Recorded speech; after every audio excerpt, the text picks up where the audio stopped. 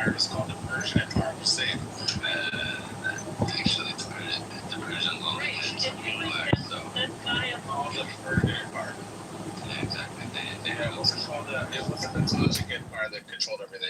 What about the Parthians? What about the No, Kushans? it was What the Persian. You see how it has the name Persian? It wasn't the Great Uzbek. It wasn't the Great Uzbek fucking empire. No, It was the listen. Persian Empire. Persia is the name. Yeah, it's a made up thing. Yeah, we know, just like you are. Persia is. You guys are the name. Mexicans of the Iranic people. Rich, shut up for 1 second. Yeah. When I'm speaking, you're going to He's be just quiet. gonna like, I'm yeah, gonna he's push just it down. Like you Persia have was the waspy name. white at top, then Mexicans, then blacks. You're the blacks. Rich, shut up for a second. Persia was the name that the West gave to Iran, but we always called it Iran. We never called it Persia. Did you call it Tajik Empire? Called us Persia. It's called the Tajik Empire. No. Who called us Okay, Persia? Well, it was called We the didn't. Persian about the Empire. Tajik is the thing. Yeah, It was the Iran. Persian. Okay. Yeah, but that word English is the Persian Empire. Yeah, for you. It was never called the Tajik Not Empire. for us. Well, you made a mistake, not us. Yeah. Can you mute him? Can you mute I don't remember the story of Esther marrying the Tajik Empire. Go ahead, Cena. Go ahead. I remember her marrying the Persian Emperor. So, Rita, the reason you don't know a lot about the Tajiks is because the Tajik was just like had just like a lot of meanings, okay, and right now it is referred to somebody who is Iranic and who speaks Persian and live in the east, in the Central Asia, and the east, like Iran, you know, the region so-called Iran, and our old names, if you like read history, if you read books, we were named Parthians, Sogdians, Bactrians. We were the guys who burned Athena, okay, to the ground. That wasn't my question. My question was, okay, is there Tajik people and then there's a Persian people? 10,000 immortals, every single one all of the them immortals, from yeah. fucking Sogdiana. Oh god. Burned Athena to the Yeah. ground, bro. You got. Immortal You guys- hearts. Just remember the Persians got beat by the 300.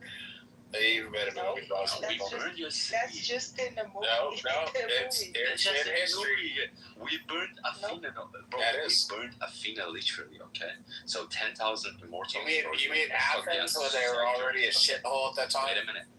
Athens was already on a decline and falling apart when you guys attacked them. Hell no. Yeah, they were. They were literally like on the verge of like doing the same thing that they did to fucking Caesar. Like their whole country was falling apart, and you guys came in and shit kicked them while they were already down. Like you don't remember that part?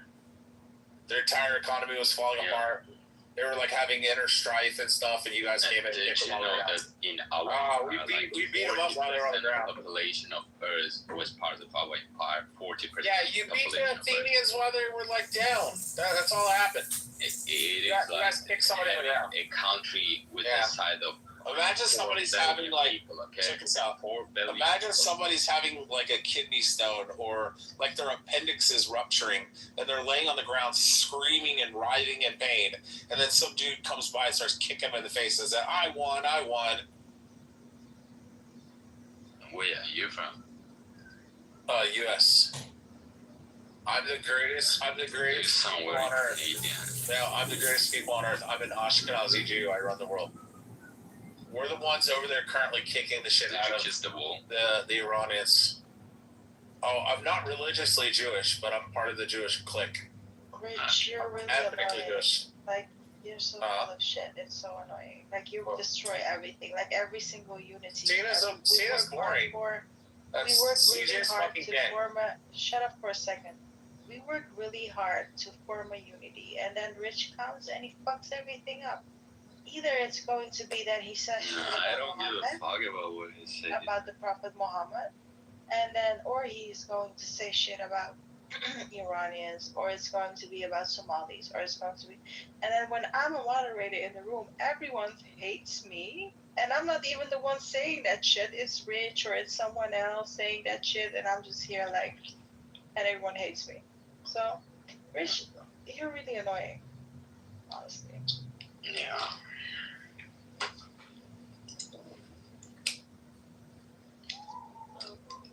I was away. What happened?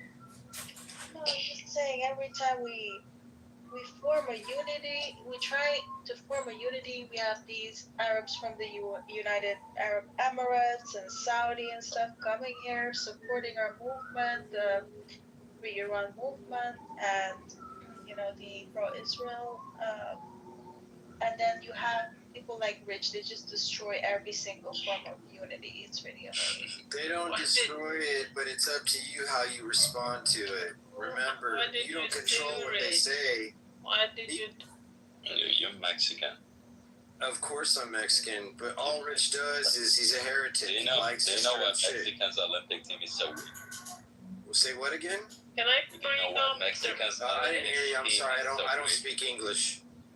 Do you know what Mexican? I don't speak your English. Fucking retard. Yes, Mexicans, we're fucking retards, but you keep coming to my country. You want our gold, you want our chocolate, you want our weed, you want our cocaine. You do have a bad problem. Jason, what were you saying? Can you Disclose my puppy. Mm-hmm. You want a puppy? I'm not gay, bro. That sounds say like you were my you puppy. need to find somewhere. I said Malsa and Lower my puppies. Rich, shut up for a second. Jason, you were saying something. Rafi is my step. You were saying about reaction. You never control what other people say, but you control your responses to what people say, what you respond to, right? So you can be like, hey, Rich, you can fuck off a guy. And do you think that he's going to give a shit? No. You think he's going to keep talking his shit? See, I like Rich for two reasons. One, he claims to be an autistic, but his pattern recognition doesn't talk like an autistic. He's more like ADHD retarded. So he knows lots of little things about lots of little places, but he has no reference of profession. I have Asperger's. His parents are probably lawyers, and they probably cater to him too much. And so now he goes and claims that he's a Texan, and then it's like he's got a bad hemorrhoid in his mouth all the time. So yeah. So I have autism. I have autism spectrum disorder, specifically high functioning Asperger's, which is no longer the DSM-5. I have ADHD. Right. So I have ODD. I have ODD, which is oppositional defiant disorder. Just like you told me last night that your kid is diagnosed with Asperger's, the only way you get that diagnosis is if you get it from an international doctor. That's what you said last night. So shut your lying trap. I don't care. Why don't you keep his kids out of your mouth? Why don't you keep my kids out of your mouth? Yeah, thank you. That's right. What do you want to do about it, Rich? You're in Texas. Oh, let me hold on. Robbie, so I'm on headphones, right? Hey, Rich likes to stir up. It's okay, Robbie. Mute Rich this likes to stir up shit, and he can't take things because he likes to light people up just for the fuck of lighting them up. Yeah, but he's not lighting up anybody's children in conversation. Exactly. Oh, but he did last night, though. See, I said my son has Asperger's, just high functioning autism, which I still use the terminology. Get the rest of the part. I still use the terminology, even though they only diagnose for autism spectrum disorder, because I do not like the ideal.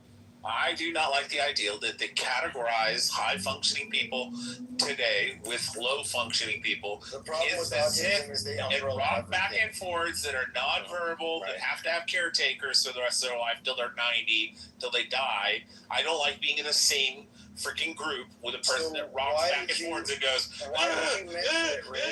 with somebody. I know I have autism. It's not something I can change. All right, let's ask. My kids are autistic. Hold on, Jason. That's something I can change. Hold on, Jason. Hold on.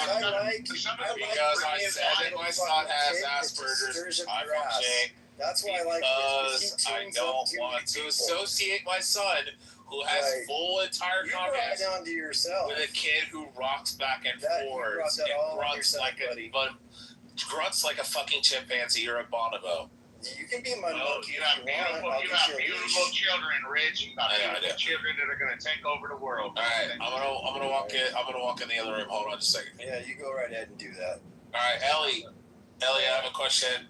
Hold on, Ellie. Does Richie have autism? Yes. Does Daddy have autism? Yes. Does Grandpa have autism? Yes. There you go. So Grandpa has autism. So now you coach Richie has autism, and I have autism.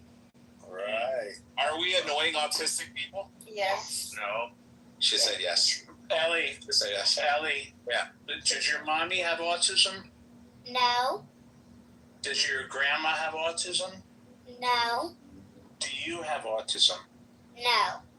So how come only the men have autism? What's going because on? it's more prevalent. Is your name Ellie? Is your name Ellie?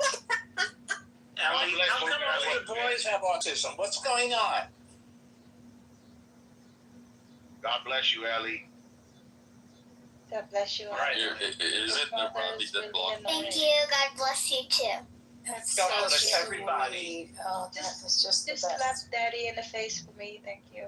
Yeah. I agree. I Stick second your that. daddy in the nuts for me, please. Don't listen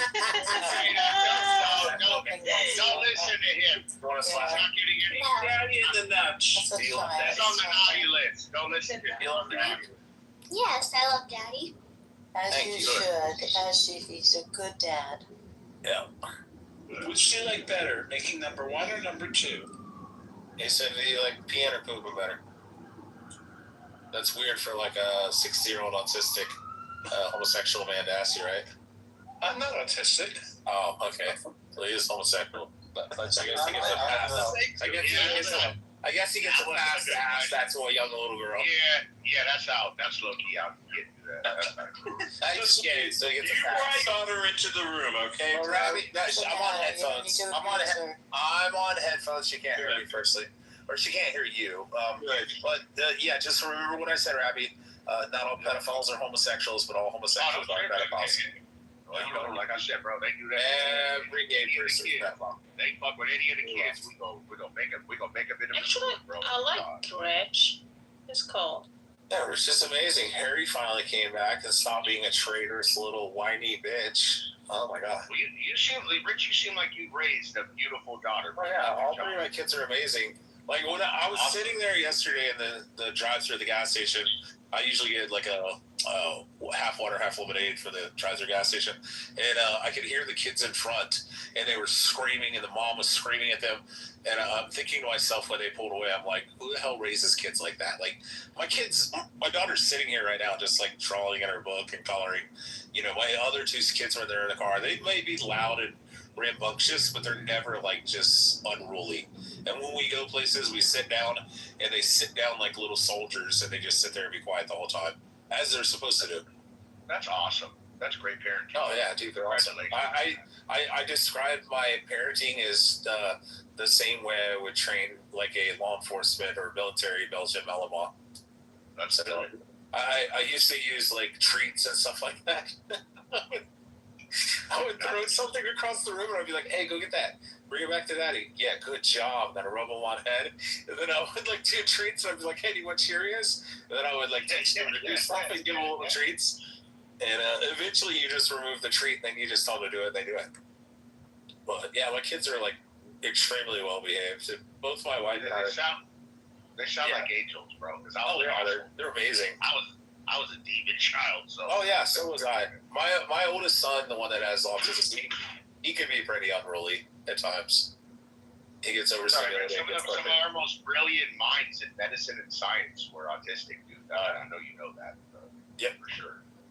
Yeah, I just hate that they removed the Asperger from DSM-5 because I think I said this the other day, but Asperger worked in Austria. He was researched as a spectrum disorder. And, they actually coined it after high functioning autism because he was high functioning.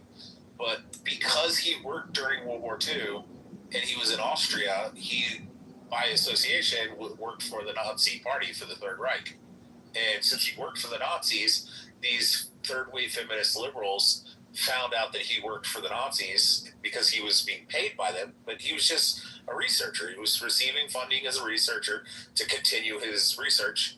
And they used that against him. Also, they used the idea that Asperger's denotes high functioning, meaning to function, the ability to function within society without caretakers. So if you ever see like an autistic kid and he's 40 years old, his mom's 60 years old, and she's taking him out to lunch and she's telling him to like pick up his napkin and like, you know, instructing him to do stuff, and she's living with them or he's living with her. So for the rest of their life until eventually he gets old enough and he has to go into an assisted living home when the mom or dad dies. and that's low functioning. You know, they can't like have a job and a wife and a kids and drive a car, join the military, you know, all that kind of stuff. But it just pisses me off they removed it from the DSM-5. So everybody has to be in the same camp with a bunch of kids that are rocking back and forwards. Oh, so they're not differentiating the level of it's all well, they do, but they put it all under one umbrella called autism spectrum disorder, which was still under that, but people that were high functioning and could function on their own and have like a wife and kids and, you know, live a regular life and shit, didn't have to have like, you know, nurses and aides wiping their butt every day and feed them. They were called high functioning Asperger's when they removed it. They moved it in 1994. Yep, it's bull crap. What do they call them now? Autism spectrum disorder. No, they also like to confuse you autism with a high level of ADD. Yeah. Some have ADHD, but it's mostly ADD, and it's not even a disorder. It's just a processor that they function well at. They work on patterns. They highly articulate every single thing. They hear everything you say. They can be excellent in mathematics, mechanical. They can be surgeons. They can be lawyers. They can do a lot more things. Most of them design your video games that you play or apps. They know how to read code faster than the average. Yeah, you're right about that. That's a very good point, Jason. That's a very good point. You're right about that. You're right about that 100%. And it's harder to diagnose children until they reach the age of 9, because the test is about 3 to 6 months of testing. They'll diagnose you autistic, but they won't diagnose you with the specific function of your autism and the level of it is. And then you have to ask for a specific specialist so that you can find out where your kid places, so that when you get an IEP or you get into the school program, they can't place them most of the time. They don't have enough special education teachers who are trained in this. So what happens is most parents homeschool their kids up until the 5th or 6th grade, and then they can start blending in. Yeah, I got lucky. My oldest son's in EEF, Early Education Fundamentals. So speech pathologist, behavioralists. They have like nurses, aides, all that kind of stuff. And all the cameras. Are you going private or are you going are they going public? Okay, well, you're in Texas, right? Yeah. Oh, you're in Austin, was it, or Dallas? No, Lubbock. I'm in Lubbock. Lubbock. Oh, okay. So my son up there. Okay, so my son was 20 months old. He's a little over a year and a half. He only knew 3 words: Mama, Dada, Baba, mini bottle. And I bought ABC flashcards. We had already previously bought like 9 of these laminated board things that go on the wall, and they were in the middle of the living room. My wife would sit there and teach my daughter like ABCs, 1 through 100, 23, 2 and 3 dimensional shapes, all the colors, all the days of the week, the months, everything like that. All the different weather patterns and stuff like that. You know, like sunny, cloudy, shady, all this stuff, rainy, and so she had been already teaching her for a couple weeks, and my son would sit over in the corner and play with his toys, and he was kind of nonverbal. Like, he only, like I said, 3 words, and most of the time grunt, or he would like super whisper where you couldn't make out what he was saying. And so then I finally bought some ABC flashcards. He was 20 months old. I brought him in the other room. I laid him down on the bed, and I was like, look, this is an A, and this is a B. And he started screaming and crap melting down. And I just got frustrated, and I set the cards down. My daughter picks them up, throws them astern all over the room. My son goes there and picks up the first one, and all he wanted was the cards. And I'm like, no, it's not playtime. We're going to learn this, you know? So he picks up the first card, and he goes, A, apple, B, baby, C, cat, D, dog. It just rattles all of them off. So the whole time while you were practicing with your daughter, he was learning. Uh-huh. Oh, so we go into the other room. He rattled off all the ABCs and all the characters. Then he gets 1 through 19. He rattles them off. And I said, Richie, this is 20. Then he rattles 21 through 29. Then I said, this is 30. And he did 31 through 39. Got all the way through the 1 through 100. I brought him over to the 23, 2 and 3 dimensional shapes. He rattled them all off. Octagon, nonagon, decagon, semicircle, sphere, Rubik's, all this stuff. And I'm like, what the hell? And I'm like, I first asked my wife, I was like, when did you teach him ABCs? And she's like, I swear to you, I didn't teach him ABCs. I knew you wanted to teach him. And I was like, then how's he know ABCs? Like, none of us. I mean, my dad and I have autism spectrum disorder. My dad has 134 IQ. My brother has 160. I have 141. You know, my aunt is 136, cousin's 138, my grandfather was 139. There's 6 members of Mensa in my family. Nobody knew all this shit at 20 months old. And so I sit down and I was like, how the hell does he know this? And we'd always thought there was a little something off about him. Like, he was the only 3 of my kids that when he first came out, like literally newborn, they set him in the bassinet, they swaddled, and my other kids would just kind of like stare off into nothing. And he would sit there, a nurse would walk into the doctor, and he would look at them, and he would track them all the way across the room. And you'd watch his eyes. And I'm like, what the fuck? And then we were sitting there at the park, and he was probably like a year and a half, and he was leaning against like a post with his hand, and he was watching the people playing disc golf, and he was like tracking them with his eyes, which I thought was a little odd, because the other 2, my other kid was just running around chasing butterflies and shit, you know, and having fun. And so then I finally did all the stuff. Then we get him tested, and he was 2.5, and they said, well, we can't test him until he's 3, but yes, he is. Then once he turned 3, they like gave him a diagnosis and stuff, and they said he has extremely high functioning, almost borderlining on neurotypical. And but they still classified him as autistic. And but at this time, he still barely ever spoke. Very aggressive, very frustrated, gets upset when he doesn't get his way because he wants to do it himself. And then also when it comes to school, when they place him in school at 3 years old through the EEF program, they put him in there, and they would sit down and they'd say, Richie, this is 1 + 1 = 2. And then they also think that he has, which what my dad and my oldest brother have, is an eidetic memory, which is like beyond a photographic memory. Like they I know about it. My daughter sitting here at 8 years old can remember shit when she was like 3 years old, vivid, like everything. Like I'm like, hey, do you remember? Or I'm like, I wouldn't say remember. I'm like, did you know that we did this such and such? And she'll just start rattling off the rest of the stuff that we did that day. I'm like that too. So, yeah, I'm like so that too. Like, ended up. What? No, I'm just saying we were having actually a family dinner about like 2 weeks ago. We're sitting for Shabbat dinner, and then for some reason we got into a conversation from like back home when I was like fucking 3 years old, 4 years old. Yeah. And I'm 37 today, and they were talking I'm like 4 or 5. So I'm saying, yeah. So they're like, they were talking about like the apartment we had and stuff. I'm like, oh, I remember it was our great grandmother lived in that room that goes into the balcony. They're like, how the fuck do you remember this guy? I remember her bed was to the right. I remember my daycare was to the left. My dad's business was to the right. I would always stare out of the fence looking at their business. So they pulled me out of daycare. They were all surprised that I remembered all these details from like such a young age. So when I lived down in Northern Kentucky, we used to live right next to a gas station. It was a little convenience store. It was the only convenience store in our town. And I remember walking with my brother and I, and I'm probably like about 5. And my brother was probably like 3.5, 4.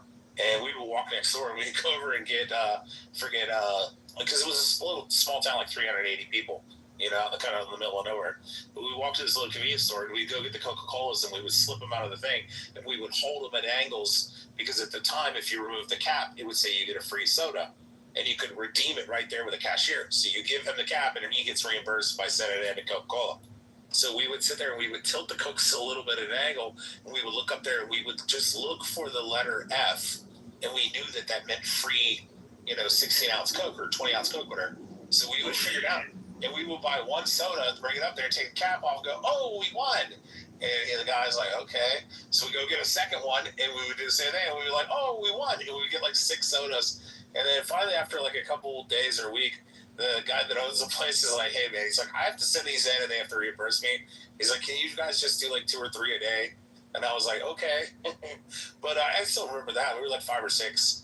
And, yeah, with my son, I ended up, I was sitting there and I was driving down the road and I bought him a Happy Meal. And he has this little cup, and I taught him how to open up the 6-piece Happy Meal, and you slip the straw up between the top and the bottom lid. I don't know if anybody knows that, but it actually, you could set the chicken nuggets up on top, then you put your barbecue sauce on the other side, and it becomes like a one-handed chicken nugget and soda holder, and with a little McDonald's box. But I was doing that, and then he took the chicken nuggets off, and he was reading the top lid, and he said, Daddy, look, he says, time to sip away, and that's what it says near where the straw entry is. And I said, how did you do that? And he said, I don't know. I read it. So I went to the teacher the next day, and I was like, I got a question. I was like, when did you guys start teaching them to read? And she's like, oh, we haven't got to that. That's till like next year. And I'm like, how's he know to read? I'm like, have you done sight words? And she's like, yeah, he's probably learned like 20 sight words. And I'm like, how the hell is he know how to read? And she's like, my son did the same thing. He just put all the letters together and take the sounds and puts them together and does it so fastly, quick that he just reads out the words. So it says Rabbi on your name, he would be like, baby, like that. But he would just use there fluidly that he looks at and says, oh, that says Rabbi, and that says Rafi, and that says Masa. And I'd be like, what the fuck? And he's like, that's glow. And I'm like, how do you know how to read, dude? You're 5. Like, he just taught himself to read, I guess. That's awesome, bro. Wow. That's awesome. Yeah.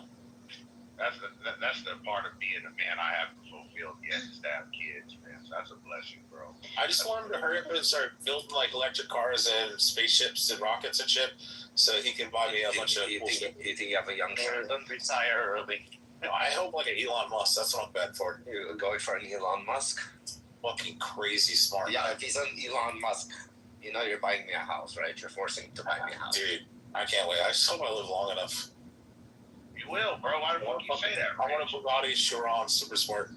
I mean, because anybody can drop dead in I'm 41, but any of us could have a scheme of heart attack right now. Yeah, You could be the next Lindsey Graham where aorta just rips open. Oh, fuck. Unless you're going to become like a uppity homosexual like Matthew and take very good care of yourself, including your hair and like, stuff like that, your skin. And another homosexual activity. Oh, God. Well, Matthew gets protein injections, so I think that's like good for skin. No, I do look younger than my age, that's for sure. I'm at I used to hate it when I was young, especially in Japan. You get no respect the younger you are, right? No respect at all. What, semen injections? Nah, it's better. Yeah, that's but I'm grateful I look younger. I remember, man, talking about smart kids. There's an amazing documentary, and I was always, these people really fascinate me. There's this girl living in like a fucking trailer park, and her dad was like raping her and just a horrific, like it was like a murder story. I think her and her sister ended up killing an old man or something like that. But she had lived. While she was like being molested by her dad, she was like flying through school. She had like a 145 IQ in like 9th grade or something like that. I'll see if I can find it somewhere. But those people really, it's one thing to be a brilliant person in a regular family, but to do it when you're under a tremendous amount of stress or in like a war zone, those sorts of things, those people just blow me away that they can actually actually concentrate, I'm like walking my dog concentrate when your life is so stressful. Yeah, I'm walking my dog, these kids, on these scooters and e-bikes. Oh, they're crazy. Yo, they're going like fucking 50, 60 clicks in like 30 zones. Like, they're going faster than cars. They're going over, like, they're passing cars. Their brain's gonna be fucking smart. Bro, my brother just broke his shoulder and had to get an implant put in, a titanium implant put in from one of those fucking scooters. And he still can't, and he's out of the hospital for like 2 weeks now, and he still can't put his arm all the way up. It's gonna take time. Rehab and everything. Those things are death traps, bro. So my brother bought both kids, one that's a 15-year-old and the other a 13-year-old. He bought them these scooters. I rode them like, there's something called the death wobble, first of all, because when I maxed it out, it's speed wobble. I think it's called a speed wobble. When you hit a certain frequency, it's like a vibrational thing. Correct. So I took it to the maximum because I thought I'm a little bit older, so again I risked it, no helmet, no nothing. This shit started to vibrate. Like I thought I'm gonna fucking go out. Shit can happen on skateboards. If you hold on to the back of a car and you're on a skateboard, all of a sudden it starts wobbling and it goes back and forth, left and right, so fast you're fucked. That's it. That's how my buddy broke his collarbone. So, what's it called? The fucked up part is, I experienced a death wobble. The kids started laughing at me that I maxed it out. That this happens. I'm like, that's a normal fucking thing. They're like, yeah, it's a normal thing. I'm like to my brother, you guys got him like a fucking death trap. I was like, what do you want me to do? They wanted it. And the batteries sometimes on hot days they'll blow up on those things. No, you got very true. No, you got them like the crazy ones. But yeah, no, fucking scary fast. I'm watching these kids fly by right now. Like they overtook a car in a fucking like the suburbs. Okay, everybody's like going 30 kilometers, 40 kilometers. These kids are overtaking cars. Jesus Christ. And they're like 12 years old, like fucking 15 years old, like young kids. Yeah, those things are death traps. I'll never get on those.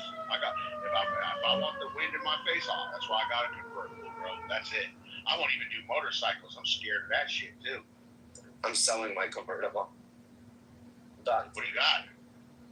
I got a Stingray. Oh, nice. But I was 74 Stingray. Oh. I'm selling it right now. T-top 4-speed. And wow. But I want to buy. You know what I want to buy? I'm switching it for. I'm buying myself the slingshot, but I'm souping it up. Oh wow! I'm getting the slingshot. Wow. Yeah. Yeah, I know. I'm just talking about wow. Yeah. That's cool. Yeah, so I decided I don't know why I got myself that car. It's cute. Do I want to sit on it for another fucking 15, 20 years? Then if I'm going to sit on it, it's just going to produce more problems. It's going to cost me a lot more money to fix. I said, let somebody at least enjoy it who's going to buy it.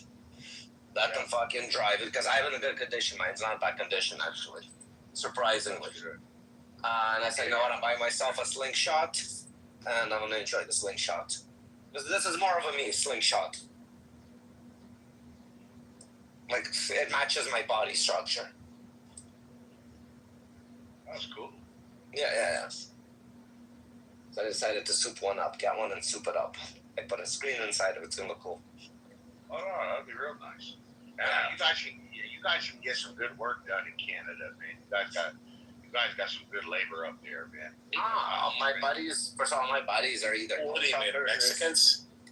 No, I have. Well, just in general, they're like they. I mean, we got great Mexicans. Don't get me wrong, but just in mass, like a lot of like car audio stuff, like you get done out there, and customization.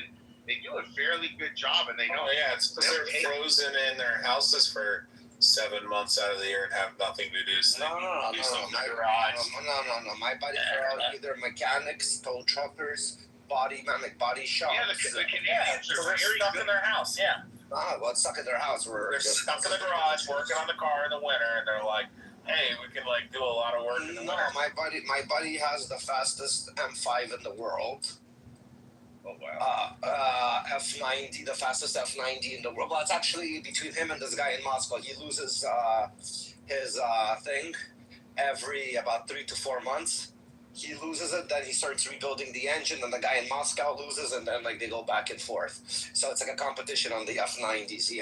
He's right now doing so he has also a BMW 3 Series. He bought like a regular one, and he made it like stupid insane, like faster than almost any M3 souped up that you would find on the track. His regular like 328 that he bought rear wheel drive, he made it like stupid insane. Like this guy's a crazy mechanic. That's awesome. Yeah. That's good. I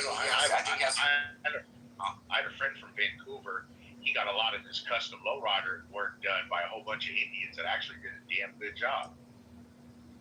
So, I wouldn't trust. Believe me, I know. I thought the same shit. But when he brought the car down here for a car show, and he told me, like and he showed me the videos and everything, they did a damn good job. They must have brought some Mexicans up years ago to teach him or something, but they were fucking great. They did a good job. So the guy, the mechanic, like, he has autism on cars, and I have to say it. He literally strips down an engine to the last fucking bolt. Like, he has these, like, Rubber-made, like, boxes that you have, like, to put toys away and stuff. So when he takes apart an engine, he puts parts into, like, these boxes. So he will, once he puts Yeah, back gas compartmentalizes every little screw in yeah, so yeah. There's not one, once he's done, there's never one screw left that wasn't put back into its original place. Yeah. Not one fucking screw, and he does it all by himself. Yeah, so he learns the internal, so he can save time on repairs. You know, the way he's doing it, man. Like he's a fucking genius to be doing shit like that. See, Rafi, I have that engineering mind, and my dad has always accused me of never being happy. And I always assumed he was right. I was like, maybe I'm just fucking ungrateful. Like, I can't just take a stock car, put some exhaust and turbo on it, and then, like, in my mind, I look at everything, and I'm like, dude, we could make like an extractor heat fan that goes and sucks all the heat, radiant heat out of the engine bay when it's hot. And we could, use heat blankets to wrap over the turbos and then wrap the entire, or ceramic coat the manifold and the entire exhaust and then coat it and wrap it all to like keep down the radiant heat. And then use a push-pull fan for the radiator and use a larger diameter. And then everything you want to do, now it counters the weight. When you do weight reduction, now you're adding things that's going to add weight. So no, I know that, but I'm not talking about. I'm not talking about a horsepower car. I'm not talking about a horsepower car. I'm talking about like on my Expedition, because so like my Expedition, the 8-passenger, you realistically do 3.5 liters, you can get about 6.5, 700 horse before you got to do like internals, and you can safely drive it at 650. And on E50 fuel and stuff. But the problem is when you open up the hood when it's been running for a while, everything's heat soaked, and you open up the hood and it just rolls out like over 200-degree temperature, and it just blasts you in the face. And the way to do that is to extract all the heat out of the engine bay and to keep everything super cooled. You know, like a push-pull fan with a larger diameter radiator.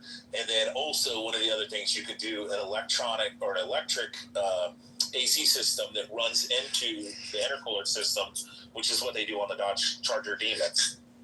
So like the Dodge Charger Demons, when you're driving down the racetrack and you do like 2 or 3 laps and you're starting but that's designed for superchargers, not for fucking turbos. Yeah, but it just goes into the intercooler. It goes into the intercooler. Turbo doesn't care. Turbo just needs air. Doesn't matter hot air or cold air. It's the combustion. So I get that.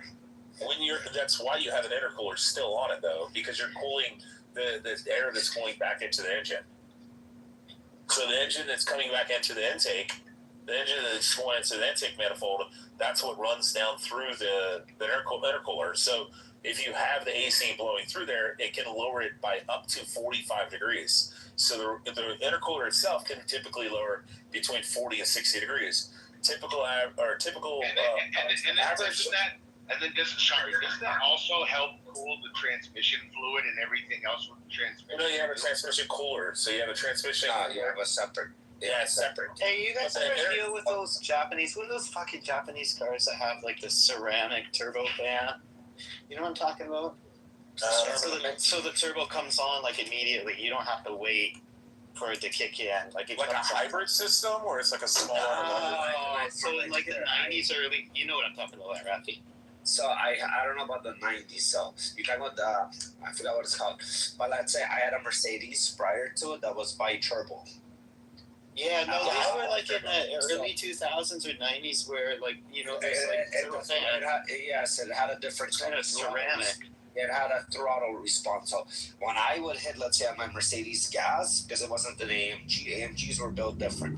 But if I hit gas, it would be like a 1, 2, and then I'd feel on 2, the car pulls. But at 1, the car just stands.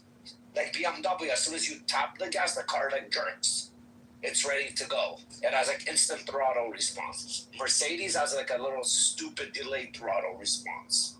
I noticed the AMGs are good, especially if you're doing launch control on it.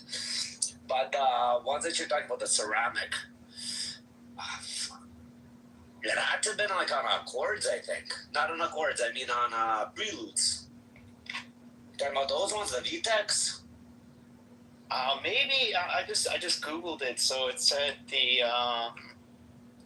it's a ceramic turbocharger, factory installed ceramic turbochargers. The problem is that the fucking things, like if they exploded, there's no way like to replace it without basically taking the entire engine. You can't rebuild them, basically. That's what the other ones are rebuildable. This one's not.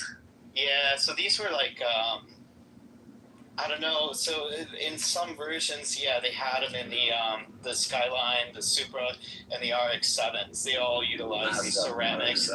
Yeah, the hybrid ceramic turbo line, twin turbo setup. Yeah, near instant boosts. Mazda fucked up many times on their engines, especially on their rotary engines. Yeah, they were experimenting a lot. They sounded really fucking good. Yeah, they were shit. Yeah, you had to tune them up really carefully. But the Supras, those are beasts. Real fuck out. You can't really destroy those. Anyways, okay. I don't know why it just came popped in my head. I was listening to a podcast about it, so sometime, never mind. You guys want to make a triggering topic? I think Rafi needs to get himself a fucking Toyota Century, lower that shit, get a driver with like white gloves. I love the Toyota SUV. A Century or a Crown Century? No, a Toyota Century. I like the Crown Centuries. Like the ones they use taxis in Japan. I know though. Yeah. Those are good. Yeah. Yeah, the guy. I don't know. The guy in Shinjuku, I came over and I tried to open up the door, and he's like, no. And I was like, what? And he clicked the button and it flipped open. I was like, that was cool. And then I climbed in the car and I was like, I reached over to close the door and he's like, no. And I was like, oh, okay. I was like, yeah. And then he hit the button and closed shut. And I was showing him in like Japanese. Don't get your dirty gaijin fingers on my car. Dude, this guy was the nicest fucking dude on earth. We're in Shinjuku and I'm trying to find the Shinjuku capsule hotel. And we're going from Shinjuku Station there. And I was like, do you know where this is? And he spoke zero English. And like just yes, no, or something, or thank you. You know, and it's like 30 words maybe. But I was showing him the address, and even he didn't know where it was. And we stopped at florists, we stopped at like different shops, gas or grocery or convenience stores. And just got out, whatever. And dude, he was just going around trying so hard to find this place, and then finally just gave up. And then I ran into the fucking Senegalese and Nigerians, and that was fun. Yeah, oh my god. I wanted to like drag them out of the fucking country and deport them all with their 6 kilters and 6'8". They're so harmless, though. They know that Japan is so strict that if they ever fuck up, they get kicked out. So it's so like they're so hard. Like they just try to get you to go in their stupid ass unpopular clubs.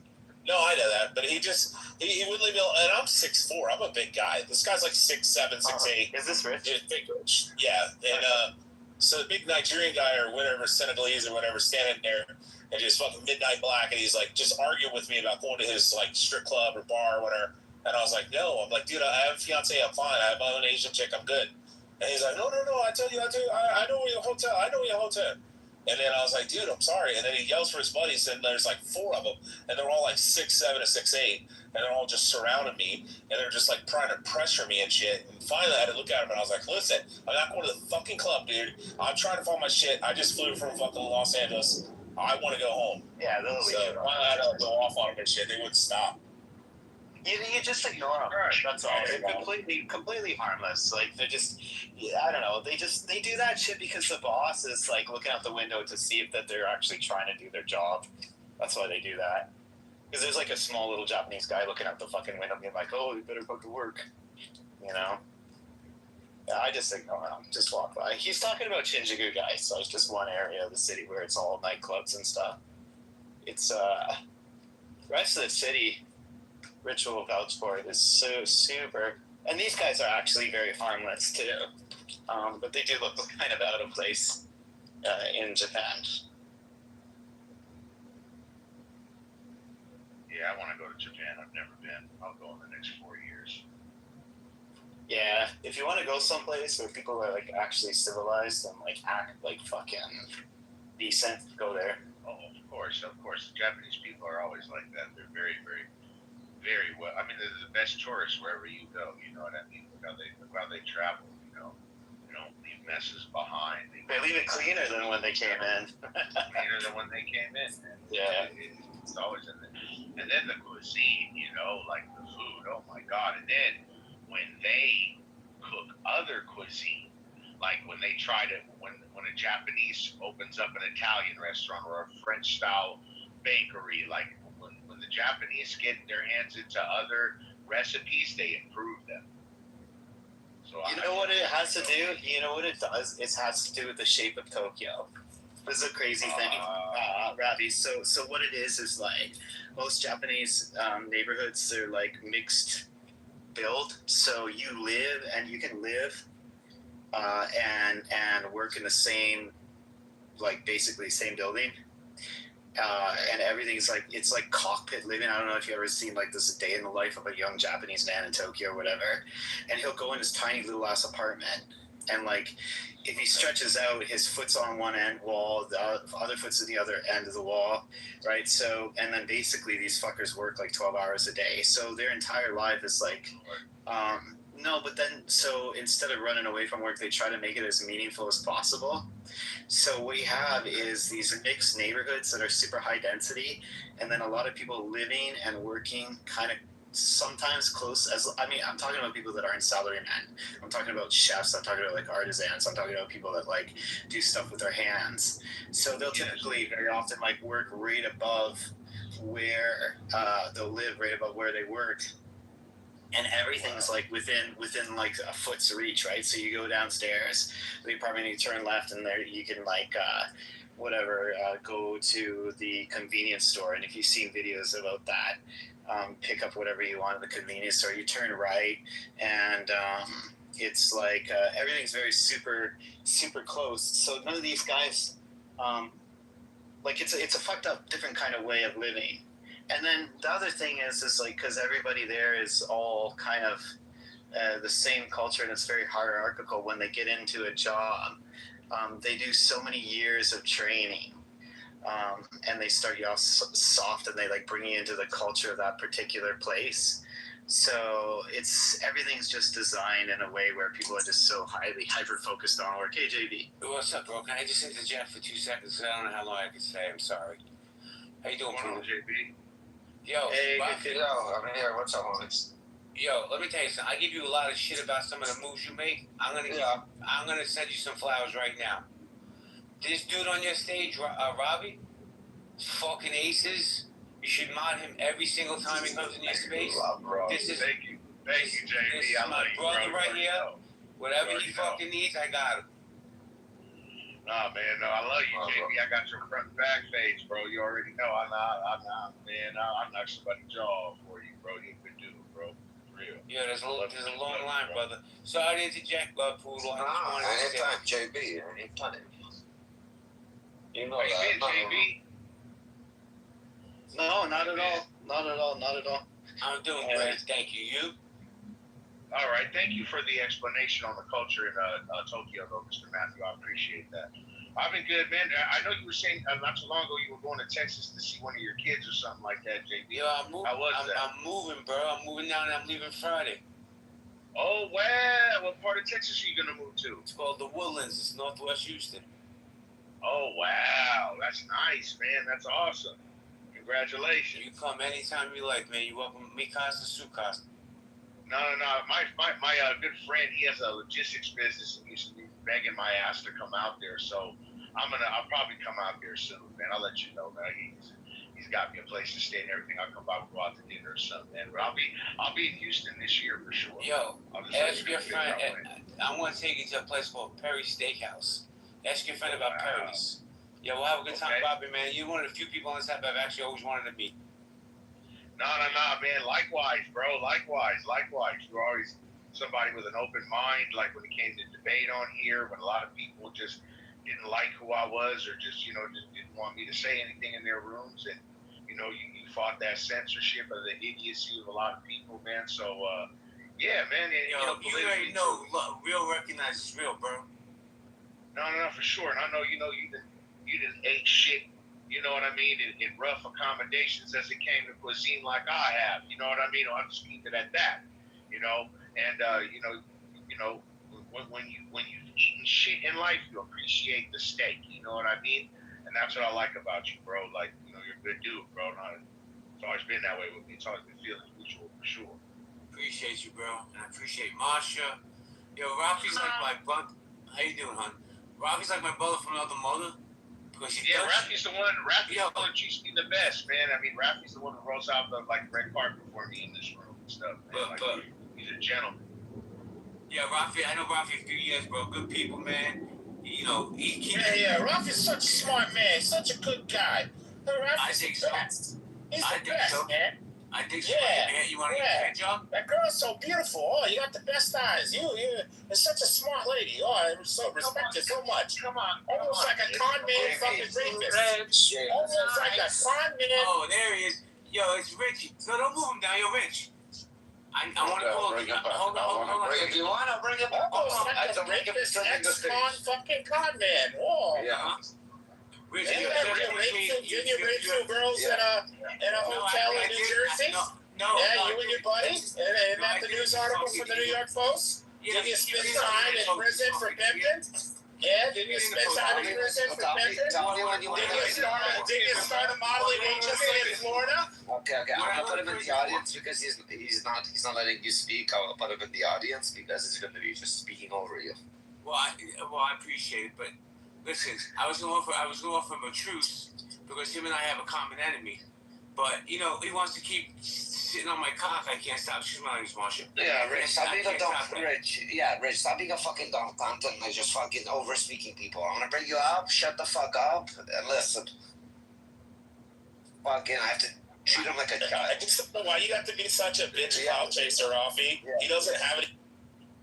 Okay, you're gonna. He doesn't have any clout. He's been kicked out of everything. Rich, bro. Like a lot of people try to come after you and stuff and all that type of thing. Yeah, but I didn't rape two girls in a hotel. He didn't. And then started a modeling agency last year, even in Florida. You started a talent agency or modeling agency in Florida last year. That doesn't matter. Yeah, because you want to sex traffic more women and claim that you're modeling agency. That's what he did. He's done it like his entire life. He's done it his entire life. He owns talent modeling agencies and then he sex traffics women. Why do you have a model? Yes. Okay. Yeah, that's your fucking MO. That's your modus operandi. Let's You opened a company in Florida for modeling agency last year. Could have done any of those bitches' heads. Yeah, no, he held them against their will and raped them. Bullshit. Hold on. So, Rich, I got charged with contraband. Okay, when I didn't have licenses to import things. Later on, once I was charged, I went into the same industry, but I only went legit, so it's perfectly normal. Because then I got my license. Let me ask you a question. Were you charged with this multiple times and arrested for this multiple times? No. Did you have multiple different companies where the allegations were that you were a fucking sex trafficker who held you've been is still... Hold on, JB, 1 second, brother, please. So I got caught, I got a warning. Then I got caught again, and I was already charged, and I got fined. And then I said, you know what, enough is enough. Fucking pimping and sex trafficking. Doesn't matter, I got it's still you just opened a fucking sex trafficking shit down in Florida, dude. What are you talking about? How do you the other modeling agency? You've had like 5 of them in your life. Can you provide facts? Yes, I have all the documents about his fucking company started in Florida. Jesus Christ. Yes, he went to prison. He went to prison for sex trafficking. He went to prison for pimping. For pimping. I will put up $10,000. Oh my God. I'll pull up all your dockets, you maggot. When you make allocacy rates, I will pull up all his dockets. I have everything of this conviction. I love the news, fucking news articles. You should sue the New York Post for writing that article and not retracting it. Hold on. Yeah, you should sue the New York Post for saying that you took 2 girls from Craigslist from Florida and brought them up and shut the fuck up, Rafi. You brought them up there and paid for it on your all's dime, you and your buddy, to bring them up to New Jersey. Then you held them in a hotel and brutally raped them, and then held them against their will and sex trafficked both of the fucking women.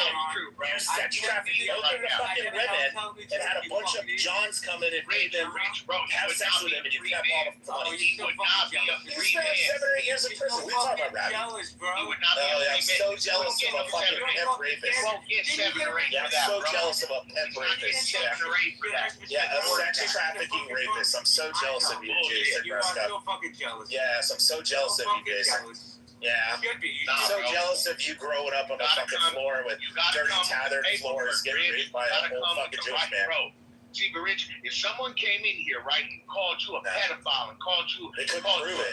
I can prove that he is. But look, bro, I can prove he is. that conversation. I can prove he is. He's been in prison for it. Listen, no, He's been in prison for fucking sex trafficking. No, I wasn't in prison. Yes, you were. Hold on. You held those two girls against their will. You pled down. You pled down, you fucking dirty piece of shit. You pled down, you fucking retard. No. That's how the district attorney works. Yes. The district attorney fucking tried to charge him with a bunch of shit, and then they settled it. They settled for a lesser charge. They did a good convict of fucking rapist, sex trafficker. They settled Go because fuck yourself, Jason Bresco. You gotta understand, Rich. They couldn't prove that. Yeah, they couldn't prove it. Yeah, Robbie. Okay. No, bro. They couldn't. This is his MO, bro. Bro. Because bitches buy how many companies has he fucking every day? How many companies has he opened where he does this fucking modeling, sex trafficking, fucking agency bullshit? It's crazy how stressful it was in my life. It's crazy how you opened one last year. Those females were not held against their will. You're back to the old antics, aren't you? There's nothing wrong with it. I have a question. Hold on, Rabbi. I have a question for you sincerely. How does it feel to know that you became the monster that molested you in that fucking that little fucking park place that you used to hang out? No. How does it feel to know that you became the same fucking sex predator monster? Nah, come on, bro. You can't say that. He was molested when he was a kid, and he turned himself into the same fucking monster. Bro. Rich.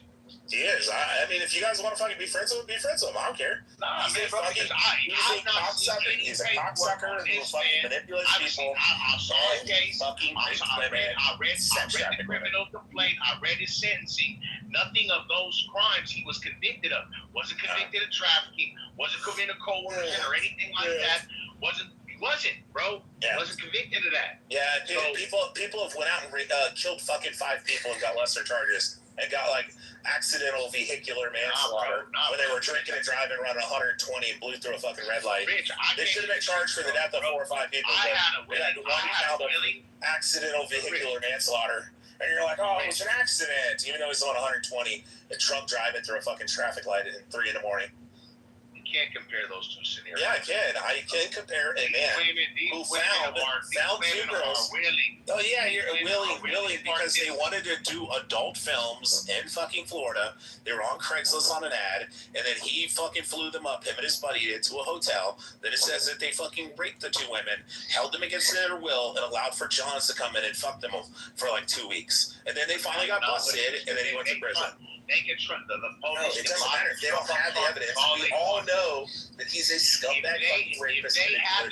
But we understand the budget they have for trafficking cases. Bro, let me ask you a question. It's a slam. Remy, let me ask you this. I'm about to jump off here and get a pack of cigarettes. So let me ask you this. If you owned a fucking one of those VHS fucking DVD stores back in the day, like a little Blockbuster, like a hometown one, and you got busted, and they made the claim that you had fucking kiddie porn in the back of your fucking shop, and you may or may not have, and then you go and spend 6 years in prison, would you then come out and fucking open up a fucking movie fucking place?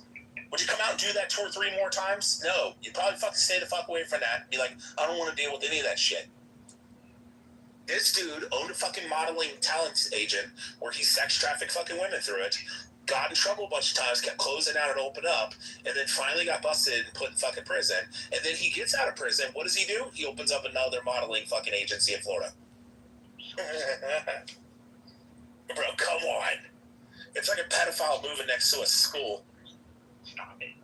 You're nosy. With a Ferris wheel in their front yard. We were talking about how JB's a sex trafficker.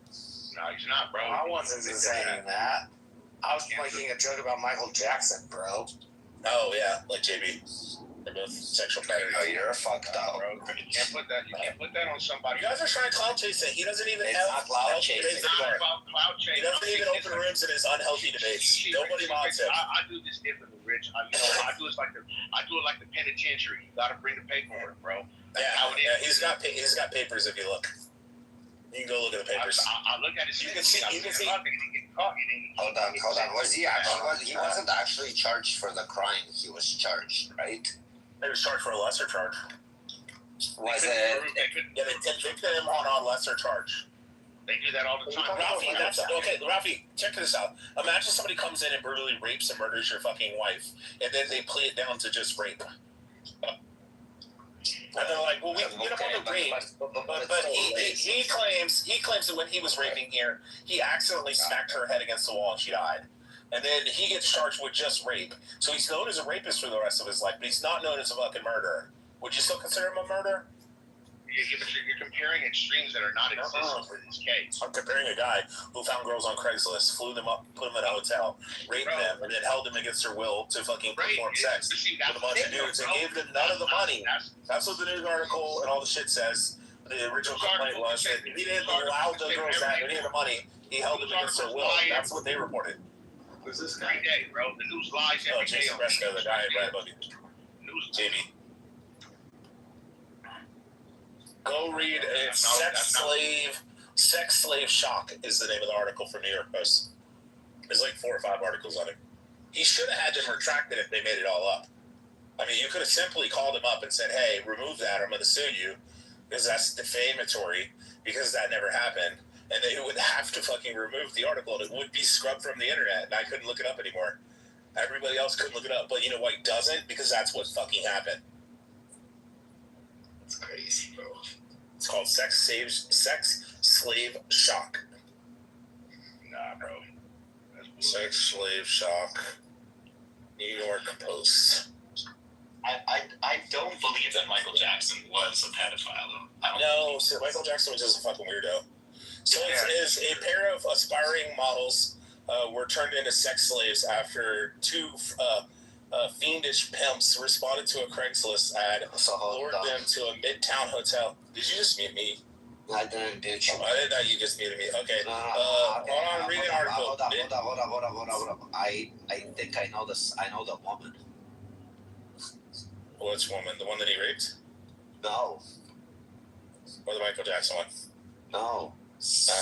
I don't want to say the name. Alright, there's the article in the chat if anyone wants to read it. So, lured them to, I know you're trying to place Cap Sabo, lured them to a midtown hotel and forced them to have sex with up to 60 men, authorities said today. Bullshit. Two savvy pimps, Jason Bresca, 38 of Brooklyn, and Sabina Rabonovich, 36 of Florida.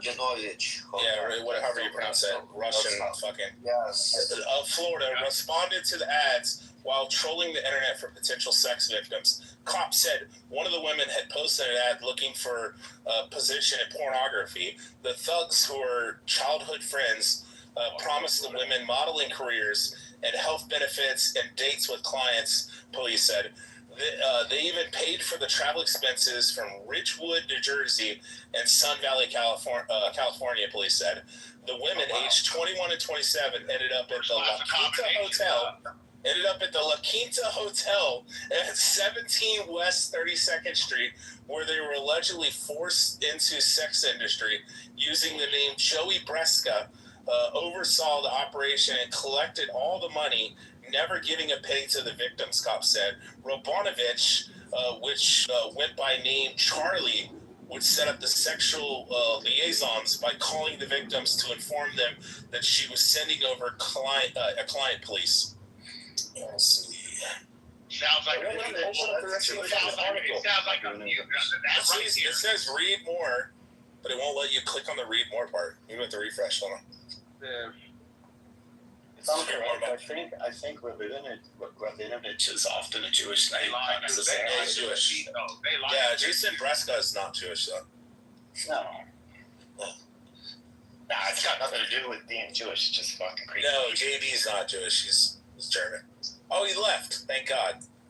I'll have to keep reading this fucking schmuck shit. So the broad is actually, she's from Toronto, if I'm not mistaken. Hold on. It says police said, I got it open.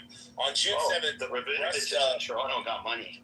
All right, so it says, on June 7th, Breska allegedly raped the 27-year-old woman in a room at the hotel. Between June 8th and June 15th, the same victim was forced to have sex with up to 60 men and kept all the hotel entities, and kept at the hotel through scare tactics such as threats to kill their family and tell their family. Sorry. At the same time, the 21-year-old victim was kept in a room while having sex with a constant stream of Johns for 2 straight days. Police estimated that Breska collected $2,000 a day from the Johns and believe there may be numerous other victims. Investigators cracked the case after they received a call from an anonymous tipster, leading to the suspect arrest on June 15th. Both were slapped with a variety of charges, including sex trafficking and promoting prostitution. The Manhattan DA's office, Unit Crime Unit, is urging anyone to come forward with information. Call 212, blah, blah, blah. So, Britt, let me ask you a question. If somebody was convicted of all this kind of stuff, and they were wrongfully convicted, and none of it's true, couldn't you just, reach out to the New York Post and be like, hey, retract that shit? It was all fake. The New York Post would get in a lot of trouble for it. Yeah, they would get in a lot of trouble. Like when they said that President Trump was what did they say about, who was it? Oh, they did the Covington boys, remember? They got $200 million or something, or $500 million. But as far as I understand, there is a grace period where if a publication genuinely makes a mistake, and then if the lawyer calls up and says, hey, please change that, it's wrong, and then you change it, it's okay, and then you have to make a clear article saying, look, we fucked up, then you're okay. That's as far as I understand. I think it's just sad, Matt, that most people are duped, and I'm not saying you're duped, Robbie, I'm just saying he is a slick, fucking sly, manipulating con man, and he has a tendency to dupe people, and people who align with him or have a friendship or connection with him and stuff will believe him no matter what. Robbie was defending him and saying that he wasn't all these things and stuff, but my point is, there's plenty of people like Nye from Healthy Debates, Robbie, there's a bunch of different people that they scream and yell at me that he's an innocent man and he didn't do that, he spent his time and blah blah. It's I understand that. If he was on the straight and narrow, he owned a modeling agency, a modeling and talent agency. Okay, that was his MO. He's owned 5 of them up in New York and New Jersey and all over the place. Is this a really old guy? Yeah, it was JB. The guy was just on stage a second ago. He just left.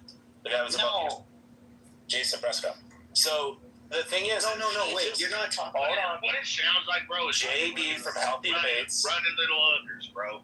Running hookers to a front. That's what it sounds like, bro. Running hookers to a front. Okay, even if he's just running little hookers, but it's still fucking disgusting. He's a sex trafficking fucking sexual predator. Wait, you're not saying JB is? JB from Healthy Debates is Jason Breska from the news article from the New York Post, who allegedly, I don't even have to say allegedly because he was fucking convicted. Hold on. He was not convicted of these crimes. He was convicted of trafficking. He was convicted of something, but not sex trafficking. Was he convicted of actual sex trafficking? What's it? What was the word JB that was just in this room? Yes, the one that was just in the room. That's why you left. No way. Hold on, Azra. No shit. Let me ask you a different question. This is all public information. Can we find out? Both were slapped with a variety of charges, including sex trafficking and promoting prostitution. Yeah, slapped. Okay, slapped. Yeah. What actually stuck? It's prostitution. Promoting prostitution. I don't care. I don't care. Listen, I have a fucking cousin.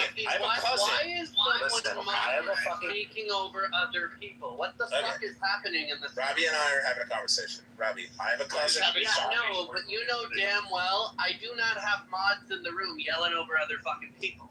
What is happening, Robbie? I got you. Robbie, I had a cousin just in the last couple of years who was shot in the back of the fucking head because she was arguing with her drug addict fucking ex-baby daddy, and he took a .38 revolver, 357, put it to the back of her fucking head, squeezed the trigger, and blew her head off. Because he was wearing fucking gloves because he was trying to kill her. He took the gloves off.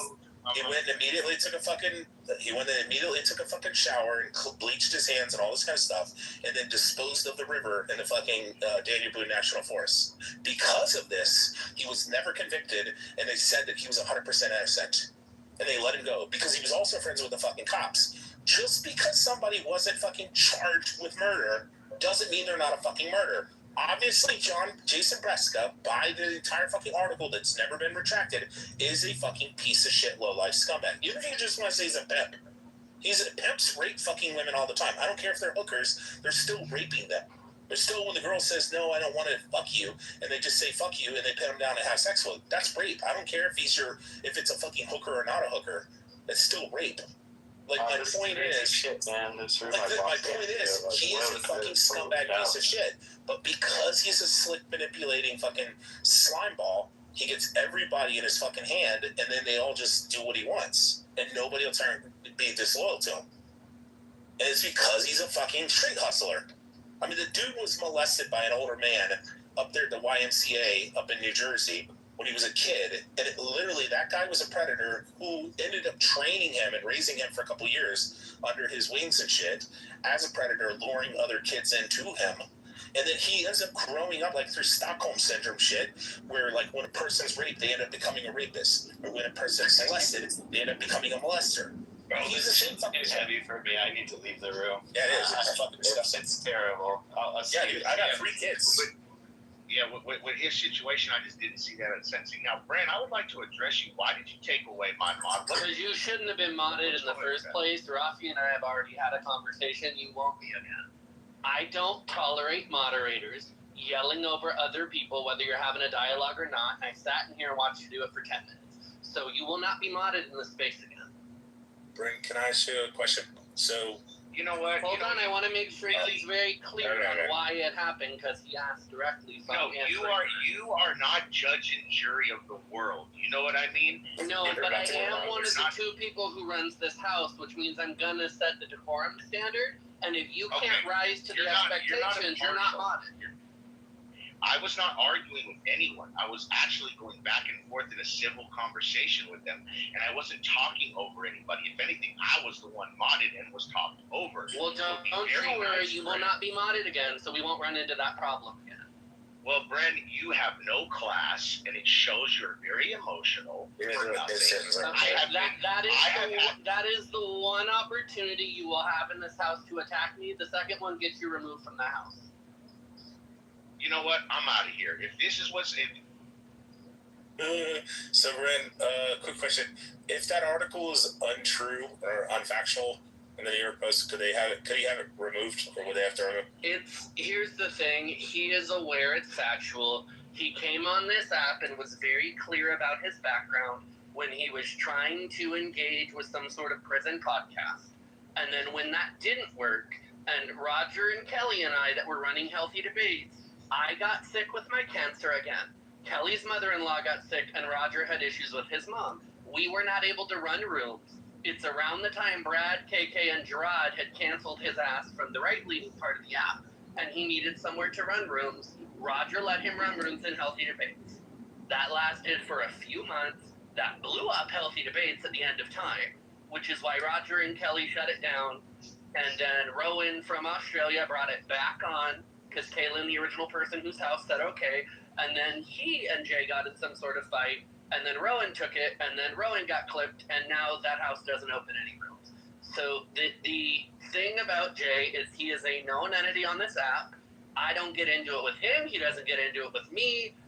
We don't enjoy each other, so we stay on other ends of the app most of the time. But if there was something untruthful out there, he would have sued. Because he sued the state of New York, claiming he was molested as a child. He sued the YMCA. He sued 2 Jewish schools. If he could have sued a newspaper, a publication, he probably would have. So at the end of the day, I don't really enjoy that we're having an entire room about his record. I don't know how that started or how that happened, but I'll have I came in the room later to figure out what. It's my fault. I came in the room. He was on stage. I knew that it was a matter of time before Rafi I knew JB would come off mic as soon as he heard my voice, and he would say, "Hey, Rafi, make me a moderator." Then he'd kick me out of the room because he hates me. So I just immediately went in, fucking balls to the wall. Here's the thing, and it just is that was never going to happen because Rafi and I have already had the conversations about my feelings about certain people, and certain people will not be modded. And now Ravi just added himself to the list of people that will never be fucking modded. I had JB modded one time. Brent told me the story. He was never modded again. Yeah, because JB heard my voice and he said, I never knew make me a mod. But I would like us to stop talking about him and move on to something else. I never knew it happened with Robbie too. But anyways, I want to go back. Yeah, last thing, he's the only person on the staff I hate. 1 second. What the fuck happened on Friday? I was on Clubhouse, but I missed everything on Friday. Wait, what? No. You forget my name's Azra. I'm sorry, buddy. What's it called? No, what the fuck happened on Friday? I heard what's her name went off on Brenner.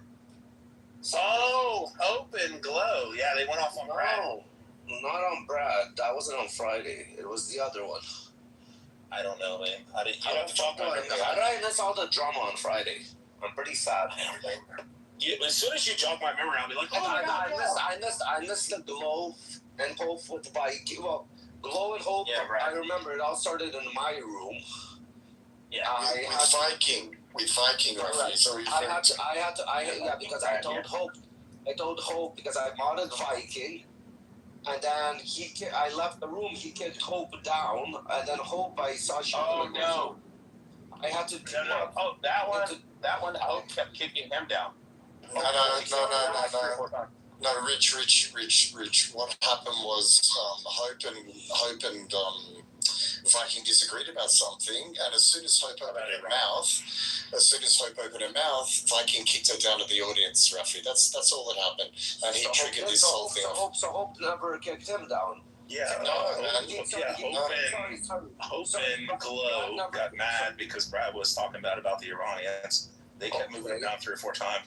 Somebody brought Brad up, then he got mod. Then he moved them down 3 or 4 times. Then they kicked him down a couple. I don't think it's a responsibility of a mod to kick another mod. I don't think it's a responsibility of a mod to kick another. No. I came back in the room. I demotted Brad. I told you privately, Rafi. I told you privately. Yes, and I had to demod Brad, and I sent a private message to Hope. I'm like, come back into the room, and she's like, only if he's demodded. If you if you remove his mod. How did I not hear about this? When was that? This was on Friday, bro. Oh, he was pretty much telling the Iranians that they weren't going to get the RGC out. No. You guys are such drama kings, honestly.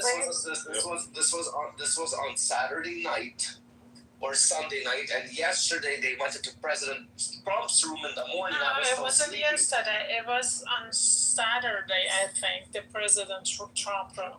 Because you guys came in all upset. Yeah, was it yesterday or Saturday? No, it was Sunday. Oh, okay. Oh, yeah. It was Sunday, so right. Saturday. With me. And Sunday you guys went, and then in the morning I woke up and you guys were like fucking pissed off as hell. Yeah. And I opened up the room right away for you guys. Now I see why he did that. So it was from yesterday, the day before.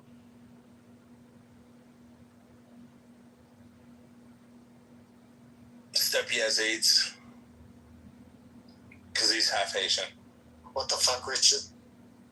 Oh, he was saying that I give STD rubs at the 7-Eleven. I know him. Yeah, Steppy and I are pretty close. We're friends. He needs to get up on stage.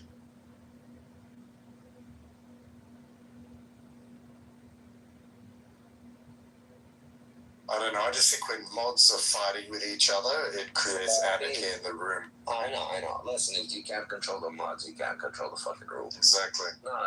No, but Hope to me is more important. Like, so I had to kind of... Hope is fair. Like, she's not... What about me, Rafi? Am I not important? You're my sister. Yeah, exactly. So why do you favor Buttercup over me? She's like my cousin. No, you're a fucking I gotta say close to the cousins. We can marry cousins. You're a moron. I can't marry my sister, but I can marry my cousin. I think he said Hope. I think that's the only fair. No, Buttercup. We're talking about our sweet Buttercup. Our little sugar plum buttercups. Did you ever try sugar plum buttercups, CJ? Sorry, what's that? Did you ever try sugar plum buttercup? Not really. He could have Buttercup for free. When you try sugar plum buttercup, you piss and shit out of your ass simultaneously. Ew. It's amazing. It's a great blender. You could have Buttercup for free. Oh, you're mad at her? Yeah, and it wasn't her, just to let you know, it was the other dumb cunt. No, you don't know that, Rafi. I know for a fact. What did she do now? Somebody gave all of my literally all of my information to people in Amir's room.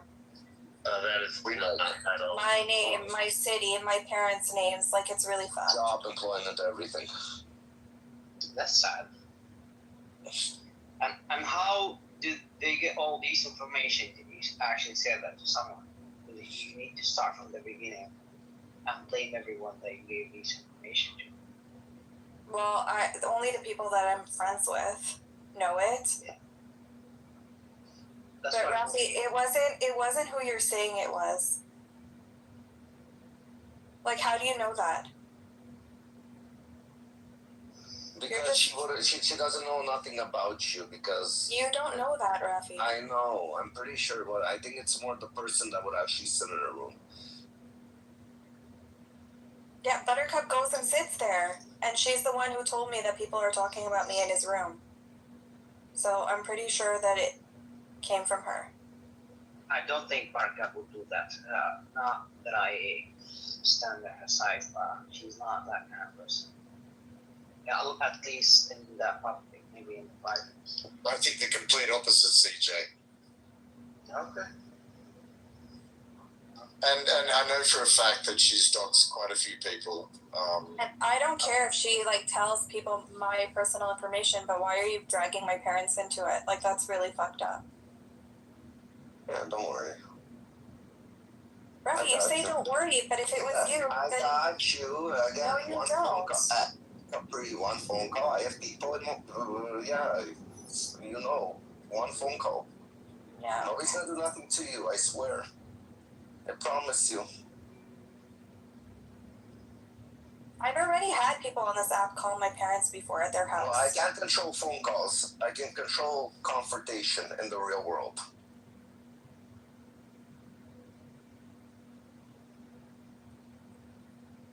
I told you. So wait, if Buttercup comes, I can't mod her now, Capri? Rafi, here's the thing. I already told you. I'm gonna unmod her anytime you mod her, so you're free to mod her. Thank but you, the minute Brad. I come in the room, I'm unmodding her. Thank you. I'm gonna have Bren on speed dial and be like, Bren, get your ass in here. Me too. Take this bitch out. Fucking bastards. I sent Brent the whole thing that the show is happening. Brent popped there so fucking quick. So fucking... I can bet you dropped every... Brent, you sure you still have your dog with you? I bet you dropped your dog and ran to get on Clubhouse. Oh, I totally jumped off of a phone call. I was on a Zoom call, and I jumped off the call because you know how I feel about individuals. But I didn't expect it to be that particular point in the conversation. But, I mean, here's the thing, Rafi. You know me. I would simply block all of the undesirables, not the Thorns of the world, because they're enjoyable to play with, but, like, the truly vile people. You and I have a very different tolerance for some of these people, and I would just clear them out. But they'll leave when I come in anyways, because they know I don't Brent, now I have a lot more respect for you. What the fuck? Did I just lose the respect? Yes, I told you a long time ago that I didn't respect you anymore. You lost your respect long time ago. The first day that you Okay, Rafi, let's fix this. Hold on. And there we go. Problem solved. But no, Brent, don't get me wrong. It's not about me having a mod. Honestly, I really don't mind. Oh, I know it's not. I'm just saying Rafi should be backing people. Because here's the thing. You irritate me sometimes. I irritate you sometimes. That's fine. But you're not a giant piece of shit like certain other people who have been getting modded. Yeah, like, exactly. there's a difference. Exactly. I'm glad we're on the same page. I'm glad we're on the same page. To me, Brent. No, not Shuki, not you. What are you talking about, Shuki? You just can't be modded because I can't have a mod in the room. I can't have a mod in the room that's screaming cunt. Like, you can't be modded and be screaming, she's a cunt, she's a cunt. Then if the house gets reported, shut the fuck up, buttercup. Shut the fuck up, Amos. We don't want the house clipped. Shut the fuck up, Amos. So I had Rich, so I modded Rich and Pepe together so they don't kick each other out. I'm the to make sure it's equal. No, remember? And then you came back on the stage. Everybody in the audience on stage. You came into the room and you started screaming, Muhammad's a pedophile like Rich. Before you continue the song, I said I'm gonna demod you because I don't want my house clipped. No. That's not what happened. That's not what happened. I'll be honest, and you'll enjoy it more. I actually said that I wanted to exterminate every Muslim on earth. I said if I had Thanos' gauntlet, if I had Thanos' gauntlet, I would snap my fingers and every Muslim would die. I had to demod him because of that one.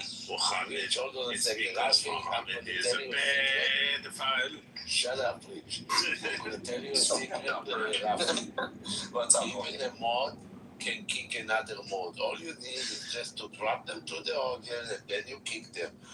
Stop with your bullshit excuses. It's not that, Chucky. It's like when there's two people having guns, they think twice before putting somebody in the audience because once they come back up, they're going to go back into the audience, the other person. So they think twice before actually putting the other person to the audience. It actually kind of make your friend grow up. Doesn't it actually work? Kindergarten, please. Listen, when there's one person with a gun, he thinks the kids in kindergarten guns. We do it in Israel. Yeah, when there's two kids with guns, why am I saying two kids with guns? People with guns, they play peacefully. Rafi, what are you talking about in Gaza? We give the kindergarten gun. We let them shoot each other. They're monsters. I wish that would happen. I wish that would happen. They would kill each other. Much less Muslims in the world. Why does that matter? Because Muhammad is a pedophile. It's like getting your dad to sing like the lullaby at nighttime before you go to sleep every night. I don't know. My dad never sang to me.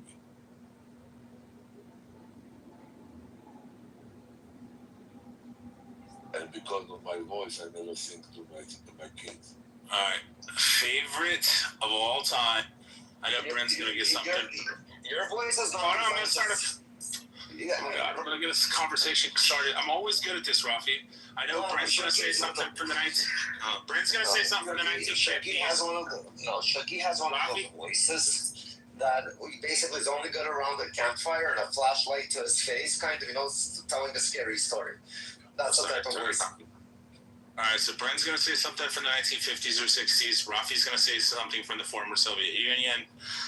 Marshall's going to say something that's from Mexico or southern Texas. But my question is, and I don't know what the fuck but what's your all's childhood favorite theme song? Because mine would be the Ninja Turtles or the Mighty Morphin Power Rangers.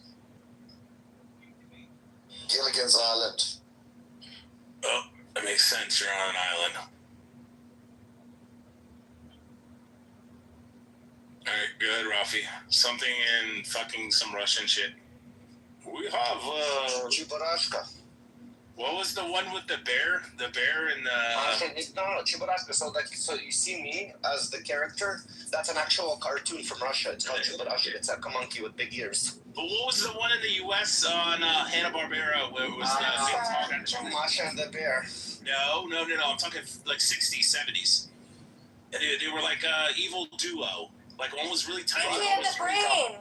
No, 50s or 60s or 70s. I don't know. There's a Russian cartoon They're like had an alligator that constantly smoked cigarettes. I don't know if there was ever a cartoon in the U.S. that had an alligator or any other cartoon character that would walk around with a cigarette in his mouth Yeah, I don't at think all so. times. Yeah, but we're talking theme songs. What's the best theme song? The one that, like, when you hear it, it brings back childhood memories.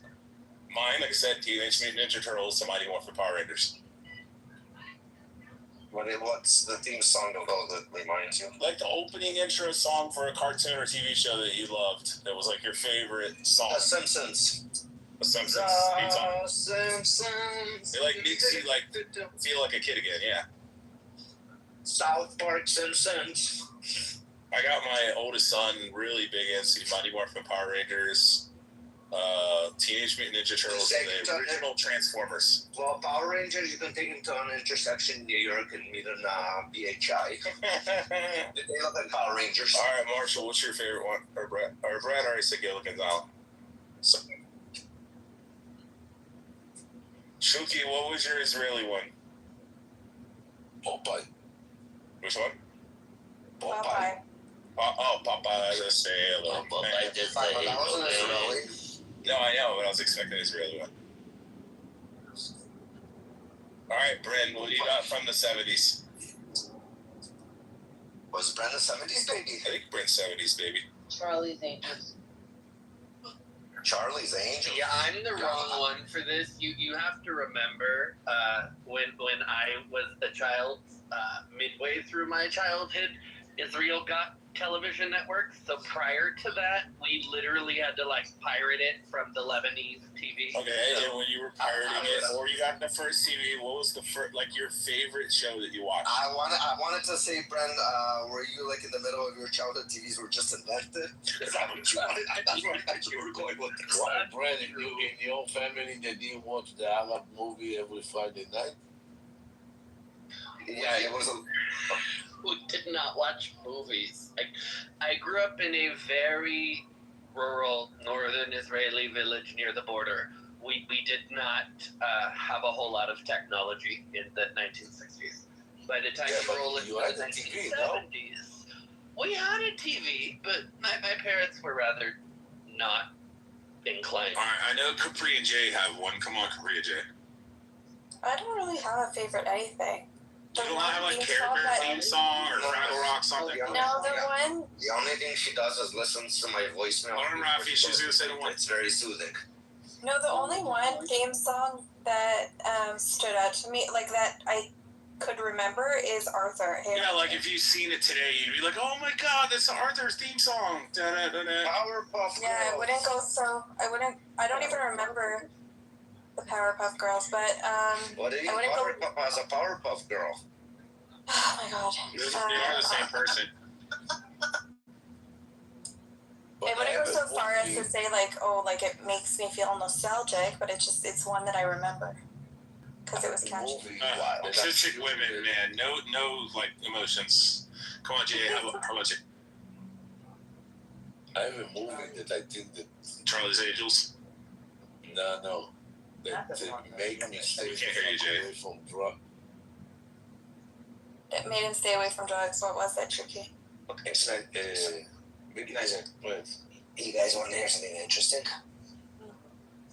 So I'm at my neighbors. I'm at my mom's house, and her neighbor is this guy that I keep seeing at these clubs that I keep going to, and he's always with random broads. And I just found out he has a wife. He just came out with her.